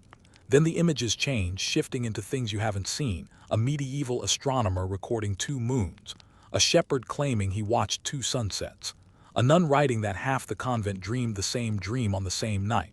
A blacksmith standing before 2 versions of the same stranger, one buying a tool, one returning it broken. Your breath catches. How did no one freak out about this? Oh, they absolutely freaked out, the sailor says. They just wrote it down in very polite monk language.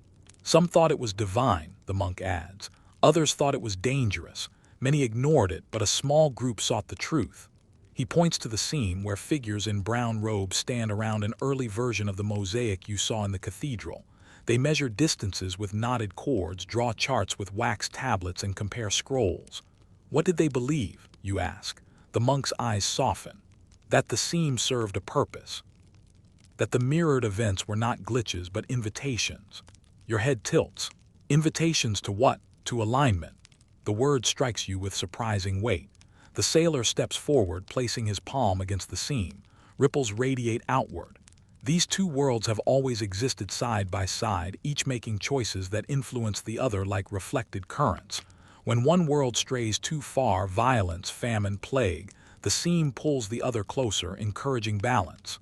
So, the worlds correct each other, you ask. Like cosmic siblings forced to share toys, he smirks.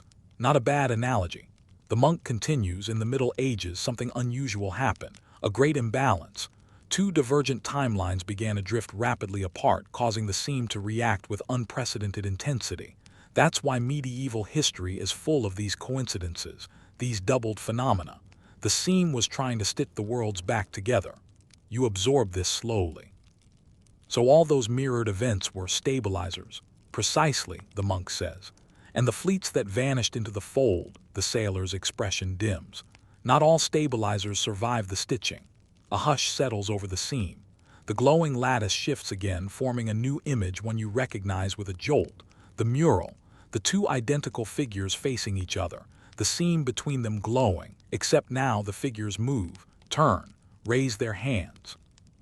You see gestures mirrored across the worlds. Villagers lighting fires at the same time, scribes recording identical visions, kings sending identical messengers to different lands, roads built in symmetrical arcs unknowingly mimicking each other. But then one image breaks the symmetry. A battlefield, 2 armies. Both worlds show the same confrontation, same banners, same hills. But in the left world the battle begins. In the right world the troops hesitate. The seam trembles violently. Here, the monk whispers, is where the break began. On the left, violence erupts. On the right, peace negotiations begin. 2 drastically different choices, 2 futures diverging. The seam brightens until the images wash out in white. The tremor shudders through your bones.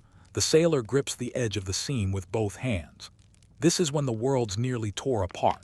To survive, the seam forced mirrored events everywhere, storms, plagues, pilgrimages, vanishing fleets, anything to slow the divergence. But people of the era didn't know, you say softly. No, the monk agrees. And yet through their choices, good, bad, or baffling, they kept the worlds close enough to survive. The sailor steps back. But the seam is fragile still. Even now it hums with imbalance. You stare at the glowing line. If the worlds drift too far apart again, what happens? The monk answers quietly. They stop reflecting, and they begin consuming. A chill travels down your spine. That sounds extremely bad. It is, he says simply. The seam begins to flicker, rhythmic pulses echoing through your chest. Warm, cool, almost like it's breathing with you. The sailor and monk step toward you simultaneously. You were brought here to witness, the monk says. To understand, the sailor adds. Why me, you ask? They exchange a long look. Because you can walk both sides, the monk whispers. And because the seam listens to you, the sailor finishes. Your heart stumbles, listens. The seam pulses brighter. And brighter, and brighter until the worlds on either side blur into streaks of light. You feel something tugging at your sleeve, then your shoulder, then your ribs, not painfully, but urgently. The monk places a hand on your right arm. The sailor places a hand on your left. Choose, they both whisper. The seam splits open like a curtain. Two paths appear, one path warm and gold, forests, villages, sunlit fields. One path cool and silver, mountains, rivers, moonlit plains. Both paths pulse out of sync. Both worlds wait for your step. Both versions of reality shimmer like invitations. Your pulse quickens, your breath slows, your mind races. 1,000 mirrored events behind you, 1,000 potential futures ahead. You stand between them, suspended in the seam. The monk leans close. Whatever you choose, he murmurs, the worlds will listen. The sailor leans close on the other side. And the seam will answer. You swallow hard and take a step into the final echo. The seam collapses behind you in a flash of white, and the ground beneath your feet changes once more. You stand at the crest of a hill that feels strangely familiar, even though you swear you've never walked this patch of medieval earth before. The dirt is cold beneath your boots. The grass is flattened as though 1,000 people have stood here pondering the same question that fills your head now. What in the world is the bigger pattern behind all these coincidences? You exhale, a slow breath tinged with the soft sarcasm you've been carrying around like a spare cloak. Of course this would be where it ends, you murmur to yourself. A hill, a mysterious view, 0 snacks, classic. But really, the timing feels right. You've seen monarchs mirror each other's downfalls, cities rebuild themselves in déjà vu rhythms, pilgrims walking in lockstep across centuries without knowing they were following the same invisible script. Now it's time to step back and look at the whole thing. With your sleepy nighttime brain somehow tasked with solving a mystery actual historians still argue whether any of it means something. You look down at the valleys where old battlefields shimmer like reflective ponds, and you feel the gravity of every strange echo you've encountered so far. A mainstream fact floats into your mind. Some medieval scholars genuinely believed history moved in cycles, grand, sweeping loops where empires rose, collapsed, and were reborn like phoenixes with chronic memory loss. They weren't talking about coincidences as you know them, but the idea still nestles neatly in your thoughts. Cycles, echoes, faint repeats, sort of like your own habit of forgetting where you put your keys and then finding them exactly where you looked 5 minutes earlier. Very cosmic. Very prestigious. You step forward. The evening breeze trails its fingers along your sleeves, urging you to keep walking. Down below, you notice something odd, a pair of parallel roads carving their way through the valley floor. They run beside each other for miles, nearly identical in arc and slope, before merging at a point where an old marketplace used to stand. You can picture bustling stalls, clanging bells, gossip flowing like honey. And then, with no warning, your mind jumps to that quirky tidbit from earlier. The one about a medieval chronicler who swore he'd documented the same market fire twice, years apart, with the same order of events, the same number of stalls lost, even the same unlucky goat escaping with half the linens of a vendor who was apparently doomed to keep losing her laundry. You smile at the absurdity. How could something like that happen twice? A shared blueprint, a scribal hiccup, a cosmic inside joke. Historians still argue whether that chronicle was real, exaggerated, or simply miscopied by monks who were overworked, underfed, and probably too tired to care. But you can't help feeling that it matches everything else you've discovered. Nothing stands alone. Everything you've seen, every mirrored story, every repeated disaster, every uncanny pairing, seems to lean into this idea that the medieval world wasn't just random. It was patterned. Maybe flawed, maybe chaotic, but patterned all the same. You descend toward the crossroads, your steps soft in the gathering dusk. The air feels thicker here, charged with the weight of all the stories collapsing together, ready to be seen as one. You half expect some mystical guide to emerge from the shadows holding a scroll that explains everything, something like a cosmic FAQ. Instead, you get a passing owl. It stares at you with the kind of judgmental eyes only owls and certain middle school math teachers can manage. Then it flies off without offering even a crumb of wisdom. Typical. As you reach the center of the valley, you pause, listening. The ground seems to hum faintly, not a spooky hum, more like the soft resonance you hear when you stand near a huge cathedral bell that's just been rung. It's subtle, soothing, and maybe just your imagination, but it pulls you deeper into the realization you've been circling all night. Medieval coincidences aren't just random stories. They're evidence of a pattern, or maybe 1,000 patterns layered over each other until the whole thing becomes a tapestry too dense to unravel. You lift your gaze toward the horizon, scanning the ridgelines. In the dimming light, they resemble the peaks of a vast heartbeat monitor. Maybe that's all history really is, a pulse. Rising, falling, repeating. Nobody knows exactly why, but you feel a kind of comfort in the idea. Humans cycle through the same triumphs and mistakes because we're still human. Medieval people lost wars, rebuilt cities, rediscovered inventions, and wrote the same bright hopes into dusty manuscripts, because the human spirit has always tried to grow in the same directions. A breeze ruffles your hair. The scent of distant hearth smoke drifts toward you, warm and familiar. Somewhere out there, a recorder plays a soft, wandering melody that reminds you of all the travelers whose paths you traced earlier. You think of their journals with matching descriptions, their almost identical encounters, their sense of déjà vu stretching across lifetimes. Another echo, another reminder that medieval people like you often walked roads that others had walked before, sometimes without ever knowing. You sit down at the meeting point of the twin roads, drawing your cloak tighter. Another quirky detail springs to mind, the medieval belief that crossroads were haunted by spirits who replayed their own pasts like stuck melodies. You can't help but laugh a little. If any place were to hold the world's looping patterns, it would be here, right under your boots. As the night deepens, you let your eyes soften. Stars flicker awake one by one, arranged in constellations that the medieval sky watchers used to believe were messages. You imagine them comparing notes, arguing yet again, whether a particular configuration meant the birth of a hero, the fall of a king, or just a slightly confusing Tuesday.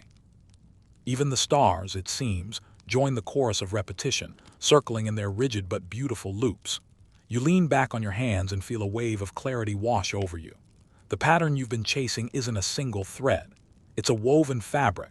Medieval history didn't just contain coincidences, it thrived on them.